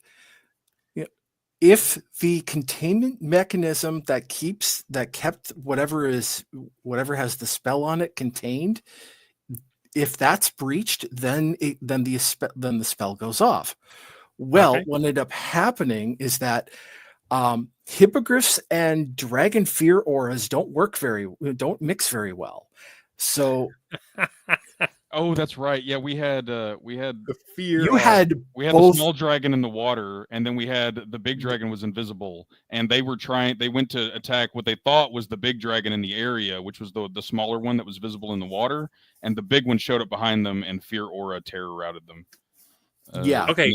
2 questions. First of all, that's stinking awesome. Good job, Aaron. Second of all, does an invisible dragon still have an aura of fear if you can't see it? The fear aura effect is supernatural in its origin, but it's not unlimited in its presence. You have to be close enough. And when and what I did even if you can't see it, some part of you knows something very dangerous is near. Now, when the big dragon dove to attack, that's an attack, and that breaks this wasn't greater invisibility, it's normal invisibility, so it breaks when you attack. And that just imagine, here you are, you're this guy out with a lance that blows up, whose tips blow up when you hit something with it. And you're going after this thing you think is your target, and that you think is your target, and then you feel something worse coming from behind. Changes, and then somebody, a lot of these guys, they're actually, it's not always just one rider, it's a rider and an archer. Yeah. And they look around because they're flying in formation, and one of them notices it, they call out, and they're close enough so that a loud yell can be heard, and you can daisy chain that stuff across the formation. That's what did it. That ultimately is what did it. And just giant dragon out of nowhere. Just to be clear on the rules there, if I understand it right, the dragon, because it gets its ability when it either flies overhead, the fear, it says two conditions specifically in the block, says when it flies overhead or when it charges. And so it charged them from behind, breaking the invisibility, thus making its presence known, thus invoking the fear aura. For those confused about and as Mr. Blue says, if it makes its presence known, start just roaring, it could just bellow, and that'd be that, right? Man, what an awesome cinematic. Yeah, picture that. You think you got the dragon in front of you, like, come on, boys, screw your courage to the sticking place. Here we go. And that ended up shattering their morale. It's behind me, isn't it? That ended up shattering their morale. It caused, and then there were accidental detonations, which ended up killing riders and damaging the mounts. Oh no! Accidental. Yeah, and then after that, the dragons, and the big dragon would go to the staging area, which was just south of the tower. The water naga was wrap themselves around the smaller dragon and flew, and then did a close air support attack, dropping cloud kill and ice storms, and it was just a mess. That sounds one-sided. Well, that's generally how, I'm sorry to say, but that's honestly, a lot of it is decided if you get surprise that, and you're able to capitalize enough to force a morale check, generally win. You're gonna how's that saying go? If you find yourself in a fair fight, somebody made a mistake. Yeah. And and our halfling player Martel, when he wrote his feedback to me, he said that dragon thing is what ultimately broke him. It's like, I have no counter to this. And I'm like, and maybe leave the dwarves where they are so they can shoot big holes in it. Well, here's the thing, and since we had one of the two turning points, let's get to the second one. Let's go there.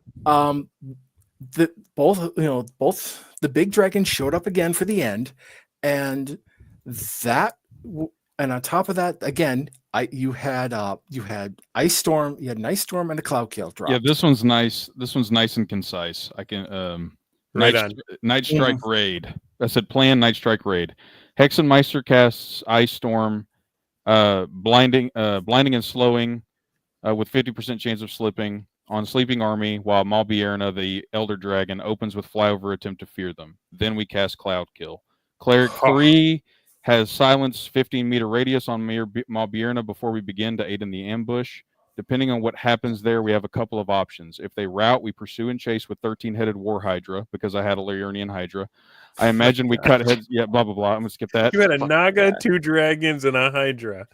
200 Hobgoblins were in the dungeon ready to pursue with shadows to chase down stragglers led by Vincent the Faithful. Short of that, we will attempt to use breath weapons, wizard throw fireballs, phantasmal force, and more ice storm slowing and binding, whatever you deem best. If we can do so safely and pull back, never opening the swamp dungeon and stage troops there. We will have Briar Witch on hand to support with fireball, lightning bolt, phantom force, and gust of wind. And if we need to clear cloud kill early to safely chase them down, and then basically we're only sending the main force out if we are routing them. And then I have my revenge of the nature worshippers, my revenge of the hippie village that I had baked in there as well, but I'll save that for a little bit. Talk about the resolution. See, and what happened there is that all except for the dwarf contingent who was there, just about everybody on the halfling side was less than 4 hit dice in strength. and with a very few exceptions, which is why when the fighting retreat ended up happening, it was the halfling druids who were 6 hit dice each because they're 6th level, being surrounded by the dwarfs who were, none of them had died. They were all hurt, but none of them had died, and they were slowly fighting their way back. They were keeping the hobgoblins and so on at bay, with polearms, and that's how they managed to escape. And they were pursued to that point when the hobgoblins come up with the chest with the So just for this, it was the trunk is carved with Sarah's Fauna symbol and has a glyph of warding eye strap on it for 12 points of damage when opened. Contains a scroll addressed to the cult of Ceres Fauna with all the names of the humans that they slaughtered who were the worshippers of their goddess. The letter will end, "The fear owl witnessed your fratricide. You cull your own faith with the confidence of a scorpion eating its young. If your god will not punish you, ours will, and we keep our oaths." And then the message from Ceres Fauna at the end of it is a rendition of a halfling corpse being pecked over by a vulture and a horned owl looking on approvingly from a branch. And then that has explosive rune cast on it.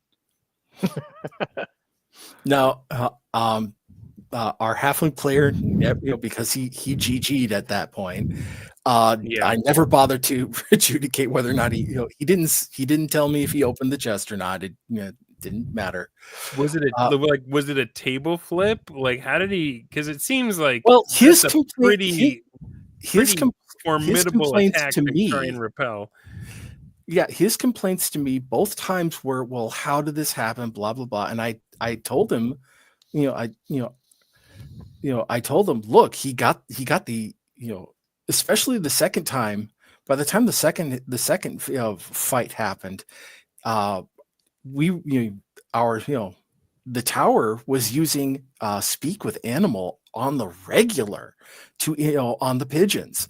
Yeah, so, I use Ring of Animal Friendship and Speak with Animal to feed false intel to the pigeon network instead of trying to kill it. I just decided I would use it to mess with intel. And there was nothing in the rules that says that to prevent him from doing it. So go ahead.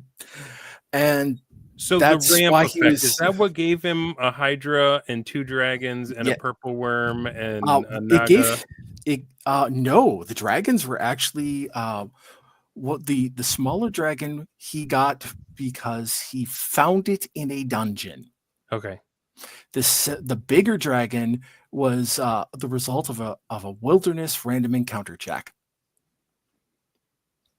Yeah. Okay. And all I got that's was what I'm talking about. Castle full of hobgoblins. Go ahead, Dorno. I'm sorry. I didn't mean to. I stepped on you again, bro. I'm sorry. I get a castle full of hobgoblins that I have to take a whole month to siege, and he gets a dragon.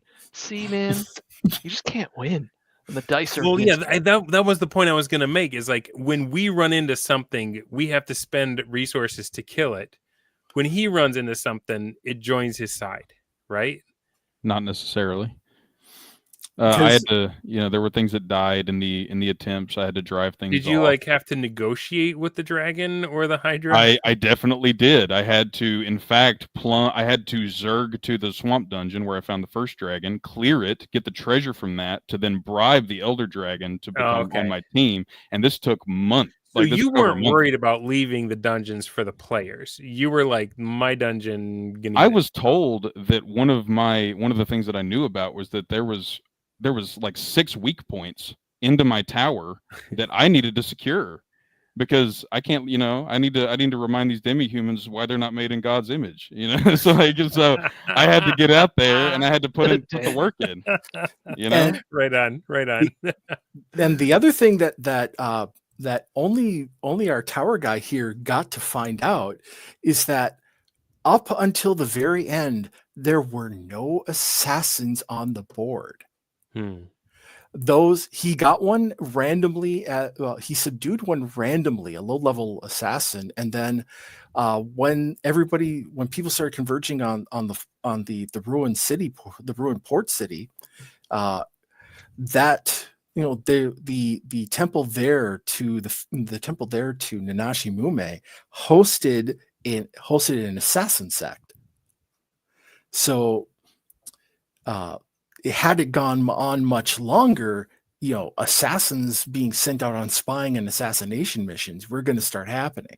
Yeah.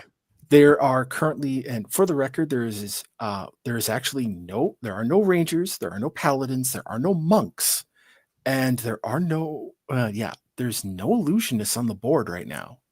So anybody who decides to play one once I open up scenario play, you're gonna have problems with training for a while. Well, the only illusionist is with the tower. There's one in the whole area. So, right. So okay. So, but you didn't answer all my questions, Aaron. Are you happy with how you performed in the game? Like, were you glad with the way that it turned out? And what was your favorite thing that you did?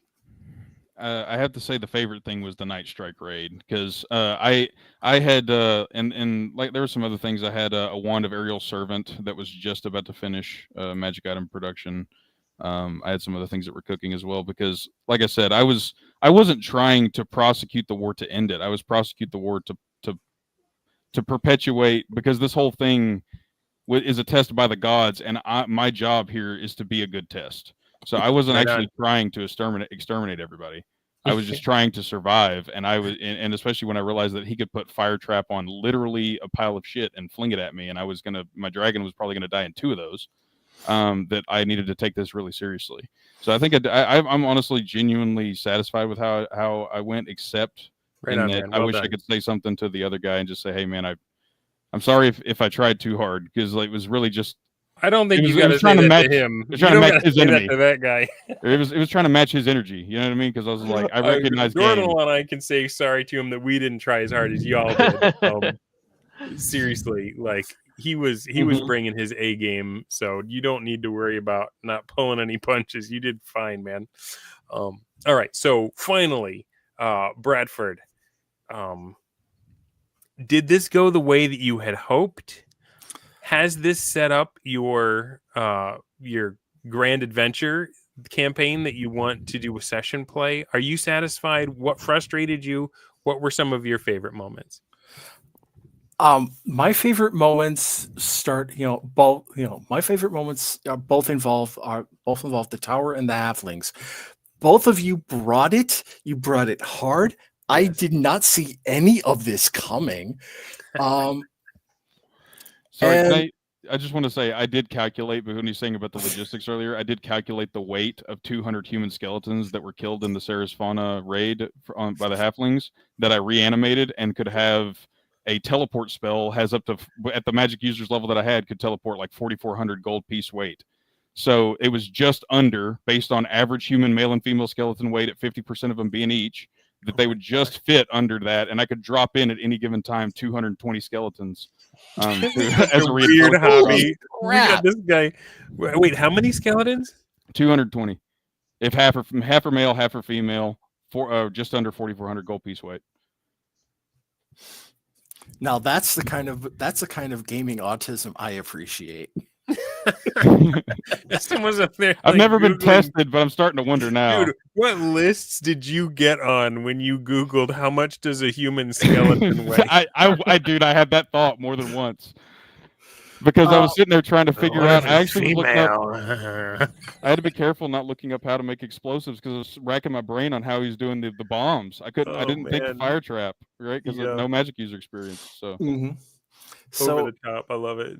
Yeah, using all of those druid spells and abilities to replicate real world military intelligence capabilities and strike capabilities, that just blew my mind. It's like that I never would have thought of that.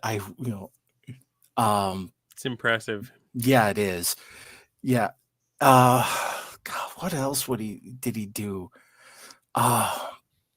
So there must have been times you were just cracking up when you saw the orders come in, and you were like, when you realized what it meant.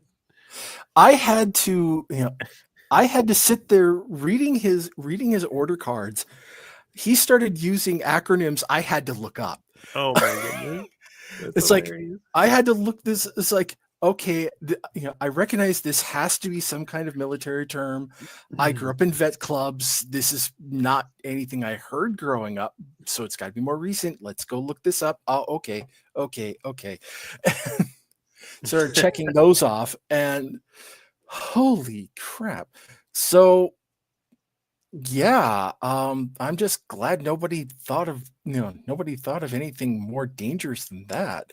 How much of the week, like once Friday hit, how long did it take you to read all the orders? How much of your time did running this thing devour? It ended up it would take Sunday afternoon and into the evening is what it would take. So I would get my daily blogging, get my daily blog post written and scheduled for the main blog, and then I'd open up the Substack to start the campaign report. And at that point, I would be going back. I would start running through the orders and figuring out who did what to where, and I'd start writing up the results as I go, and I would start the report, especially near the end, around 8:00 on a Sunday night. I would be finished somewhere between 3 and 4 in the morning. Wow! Because so you Dornall and Elffinder General, go figure. You guys are pretty easy to do. It was because it was down to those to the Tower and the Halflings, and they were going at it like two men possessed. And it's like I now have a far greater appreciation for what it takes to be working out of a campaign office.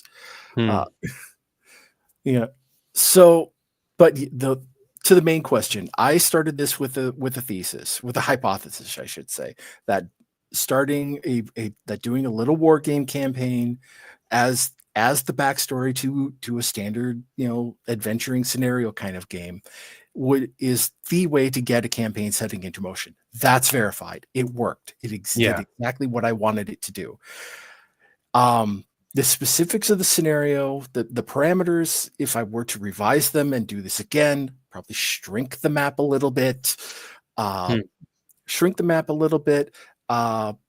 find a way to find a way to get more people on the board, more interactions faster, so that it doesn't quickly degenerate to just two people like it did. And I would make explicit what was implicit this time, which is if you fail to send in orders, I will carry on previous orders as as best I am able. Right. And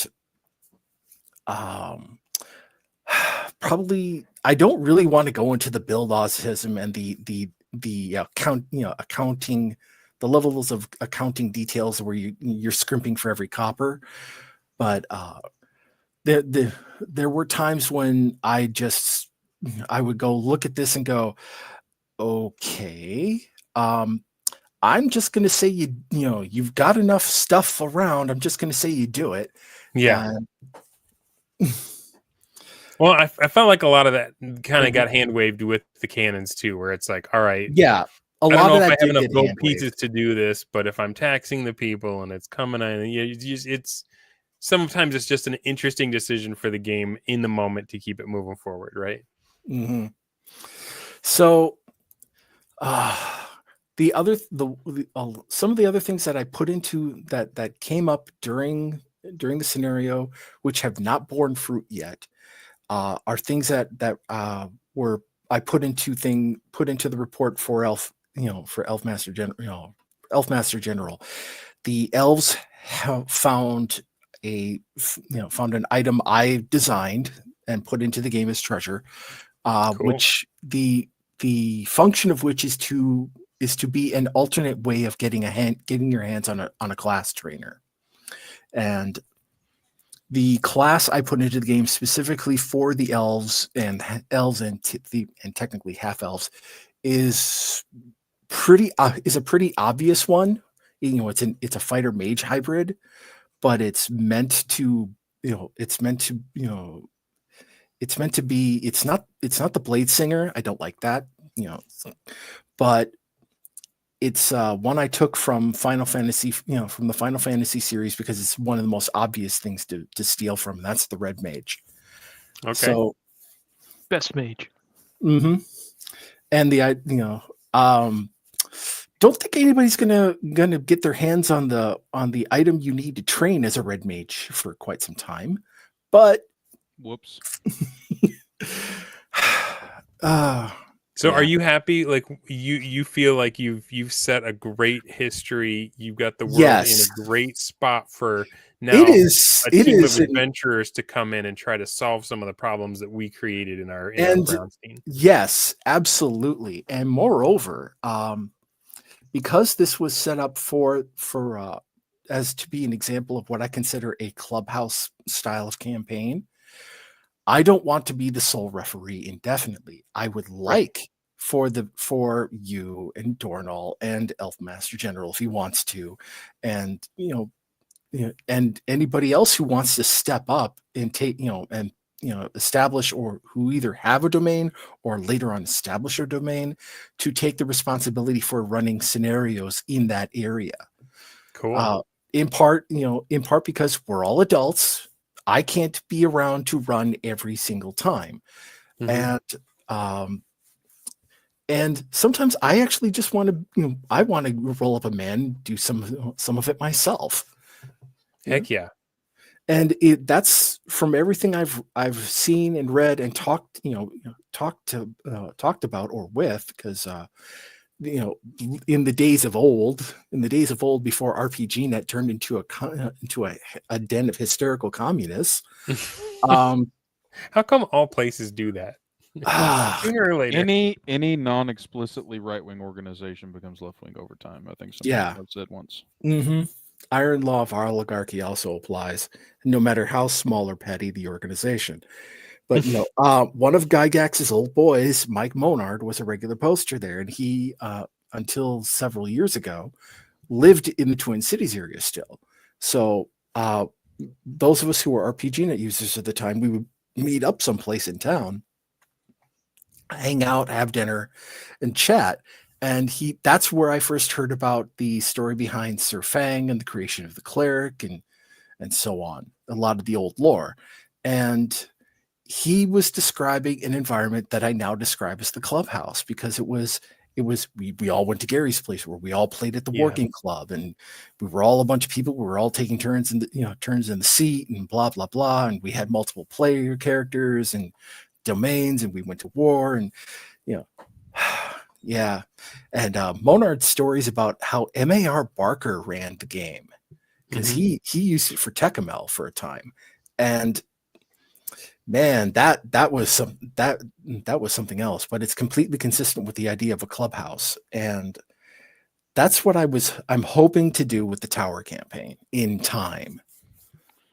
But a lot of that really does depend on making certain that the scenario play element matches up to what has been done here. Yeah. And right now, well, Dubsaron's going on tonight. Was it Trilopulus is tomorrow. Is tomorrow. And some of you guys play, do stuff on the weekend. So me finding a night where I can probably get enough people is going to be a pain in the ass. It is rough, man. Yeah, so I had last week I hit it hard on this show. I had 3 episodes in a row, Tuesday, Wednesday, Thursday. And I went up against, for like the second or third time, my friend Ryan Howard, Rolling Bones Ryan. And I remember after having the last Tuesday, I was like, you know what? I'm never going to do that again. I feel like we have enough overlap in audience. I don't want to ever split them again. So I'm going to try to just do Wednesdays from now on, so that I don't get in the way of Trilopulus. I don't get in. And then he had his last episode. He's like, I'm not doing this anymore. I was like, oh no, it doesn't even matter now. F's in the chat for your boy Ryan Howard. Gonna miss his show. It was amazing. But he is gonna be spending more time writing and stuff. So check out his Substack. But yeah, I get it. That's the problem with this hobby, especially the thing I've been realizing as I've been burning myself out. every single Braunstein, I get the FOMO, and I'm like, I want to be a part of that. And every single one is a different rule set. I am no good at dozens of games right now. Because I've learned just enough to be dangerous in a Braunstein, and then I've shoved it aside for the next one. I mean, how many rules do you need to know when all you need to do is shoot a guy in the face? That's right. Question: How do I kill the other players? What is the quickest way for me to betray everyone's trust? No rules needed, baby. You bring that yourself. You got a rep. Right on. Humster McFuggins rides again. This panel that you see right here, get used to this view, guys, because next Wednesday we are going to be right back with a few more to talk about Dornell's brilliant cyberpunk Braunstein. Did you come up with an official like Cyberstein, or did we call it something like that? Cyberstein. I've called it Night City Stein. Yeah. That's what it is. It's the Cyberstein. So you won't want to miss that, because it was you've teased that a long time ago, right? Like probably around the same time that maybe a little bit after Fluid started talking about running gangbusters. But life gets in the way, and I don't want to steal too much from that show. It seemed like you said something either in Twitter and in the back channels about how you were glad you waited until after Broser came out before you ran yours. Yeah, so that's going to be a great story for next week. We did a similar Braunstein like this. It generated a lot of excitement amongst the players. Yeah. And we had a really good time. So I hope most of them can show up for the show next week, because we'll have a lot more of that stuff to talk about. And it'll be Wednesday night. It'll be 9 p.m. Are you going to be there, Aaron? Yes, I definitely will. And I was going to say it's an excellent contrast to this one, because this one was 16 weeks before everybody cashed in, or the halflings cashed in of play by post, and this one was how many hours was it? Was it only 4 hours? One crazy night. It was, yeah. We scheduled it for 4 hours. We didn't even play for the full 4 hours. We hit our convergence and we had everything resolved just under 4 hours. It was great. And no spoilers, but for those of you that were looking for another Dunder betrayal and me to walk off, Dunder Moose will not disappoint you. It goes out weird. I'm just saying, like, for people out there who are watching this, if you have a normal game night, and your normal game night you allot 4 hours, which for me is just over my time period, I think the appropriate time slot for a D&D session. If you have a normal 4 hour slot, you can in fact run a Braunstein. You don't have to commit 6 or 8 hours to it. You don't. It doesn't. I didn't know the rules. I had bought no armor or gear. I just had my money, and I didn't even get that far. I literally, and I'll tell you, if you come into a Braunstein with a meme and a dream, that is all you need to make magic happen. A meme and a dream. We need to put this out there. All you need is a meme and a dream. I knew nothing about the cyberpunk universe. I've now immersed myself in the last week, and I'm in love. And the only thing I'm going to say in following up with this is the biggest crime at this point that can happen with both the Clubhouse Tower game and the Doranverse Cyberstein is that nothing happens after that. Like that's the biggest crime that can in gaming that can happen here, because like this gets people's blood pumping.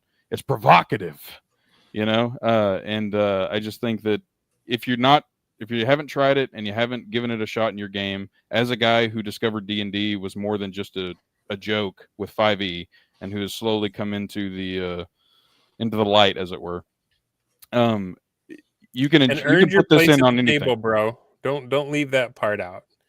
Like you, especially after this one, people will be scared when they see you show up in a Braunstein.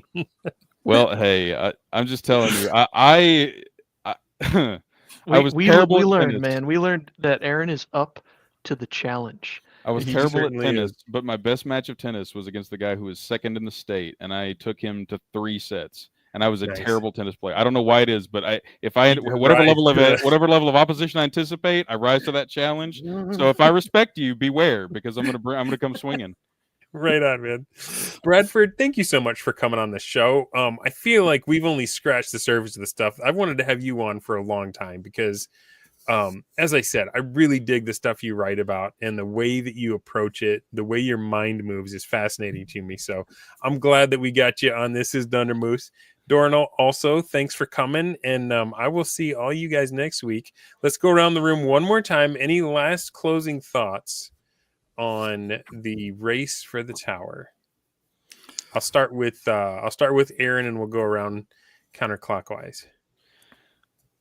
Just wanted to say, you get out of things what you put into them, right? That which a man sows, he also reaps, even in gaming. And so I'll just say, if you feel like you're not getting as much out of your game, put more in. And to the extent that you're getting what you want out of the game, rock on. But in this game, thank you guys. You guys, like I said, it really did feel like iron sharpening iron, because I felt pieces of me flaking off under the pressure. And maybe that's just me taking it this seriously in my phase of life, but I've certainly enjoyed it. And it's been a blessing to me to be part of this clubhouse. And one last thing I just say is to dovetail, if you're wondering where to go next from talking about the Braunstein, I'd say that talking about clubhouse culture is such a huge thing, because one of the things that people really miss is community in this super detached little culture that we're in. And you can find community in Discord and other things, and like-minded people who share your passions. And the clubhouse is a great way to do it, especially for men, especially now, especially for men. Mm-hmm. Right, gatekeeping is good. Thanks, bro. Go ahead, Nornell. Closing thoughts. Yeah, I really want to thank Bradford for putting this together. I am not good at Braunsteins, but I enjoy playing them, and I think that I really appreciate just doing a traditional Dungeons and Dragons setup. Nothing gonzo, nothing crazy, just fighting over the territory, having a regular good time. I did have a great time, and I do wish that it had gone on a little longer, but the game will continue, and that's the great thing about the clubhouse. That's the great thing about Dungeons and Dragons. It's a great thing about bros getting together, is that the game never really ends. Appreciate it. All right, I'll do my closing thought, and I'll leave the last word for Bradford. My closing thought is just appreciating how fun this is. How, as Jeff Rose says, these Braunsteins are anti-fragile. You will not mess it up. You will mess it up in that it will get beyond your control as a DM, but that's the good bit. That's where the magic happens. As far as running something like this again, Bradford, I almost wonder what would happen if you removed the tower as a power. You still have the tower, but you just said, okay, everybody has this thing inside the tower that you need, but the change is whoever gets to the tower first successfully locks everybody else out. I wonder how that would change. I don't know if it would set it up as well for a clubhouse campaign, but for like a one-shot Braunstein, that might be interesting. All that to say, if you're sick of conventional play, if you're sick of your players not even thinking about the game until they get to the table, and then when it's not their turn, they're on their phone playing Block Blast or whatever, try this stuff. The deep magic works. You got people like Aaron who are just consumed with the game, and you get your shower thought, and you got to dive out dripping wet to type in, here's what I want my stinking guys to do, and let's see if they can figure out that one. If you want that kind of mania from your players, and something for schlubs like Dornell and I to do every now and then when we think of it, give this stuff a shot. You will not be disappointed. All right, Bradford, take us home. Thank you guys for being with us for over 2 hours. Final thoughts from the man himself. I didn't think that it would turn out to be as magical as it did, but if you're tired of your players not caring about your lore, this is how you get around that problem. You set up a blank map, you do a little Braunstein scenario to start everything off. You let it go until it gets to a really good state. You don't have to finish it, and then you start your adventuring play, and you just you set up that cycle of diffusion and conversions between the faction tier and the adventuring tier. That's how the machine is. That's how I thought the machine would work, and I think that's how it's going to work. And we're about to find out if I'm right. Because, all right, if people want to follow you, Bradford, if they want to get more of you, where can they find you? Right now, probably for everything related to this, the places to find me, Substack, Walker's Lakeside Clubhouse, and then for the daily blogger, for the daily blog, the main blog is Walker's Retreat, and see the retreat is at bradfordcwalker.blogspot.com, and at Substack, it's going to be almost the same URL. bradfordcwalker.substack.com. Also, go look up The Shadow. Bradford's awesome, and the only thing that's almost as awesome as reading about Bradford's blog is reading The Shadow. All right. Mm-hmm. Who knows what evil lurks in the hearts of men? Dornell, how can people follow you if they want to get them some more Dornell in their lives?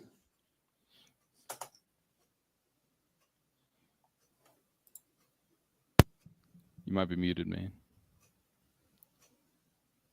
The best place to find me is here on youtube.com at the Geek Gab. That's youtube.com/geekgab. That's where me and Daddy Warpig will talk about pop culture, including games. And every couple of episodes, we will devote an entire hour just to talking about role-playing games. Those are my favorite ones, by the way. You can also find me on X at DornellGG. I post a little bit here and there, but the best place is still YouTube. Right on. And Mr. The Shadow, aka Necro, aka I can't remember what your orc name was. Cronandacanon. That's right. That's right.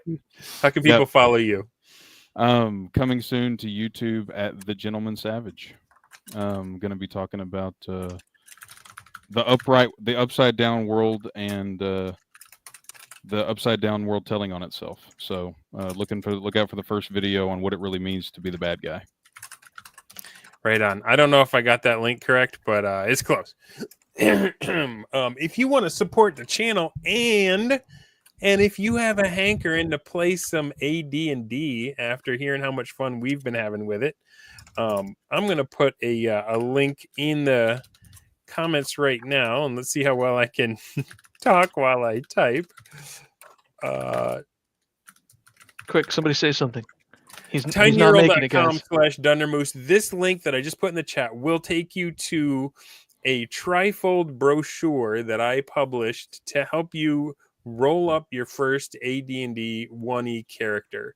It's kind of a complex thing going back and forth between the player's handbook and the DMG. So this thing will be your little guide to pop back and forth. I got help with it from Macho Mandolph. I got help with it from Fluid the Druid, and it is kind of a refinement from an idea from Drew Bay. So there is a Broisar pedigree all over it. So follow these guys. We'll see you guys next week. Same bat time, same bat channel.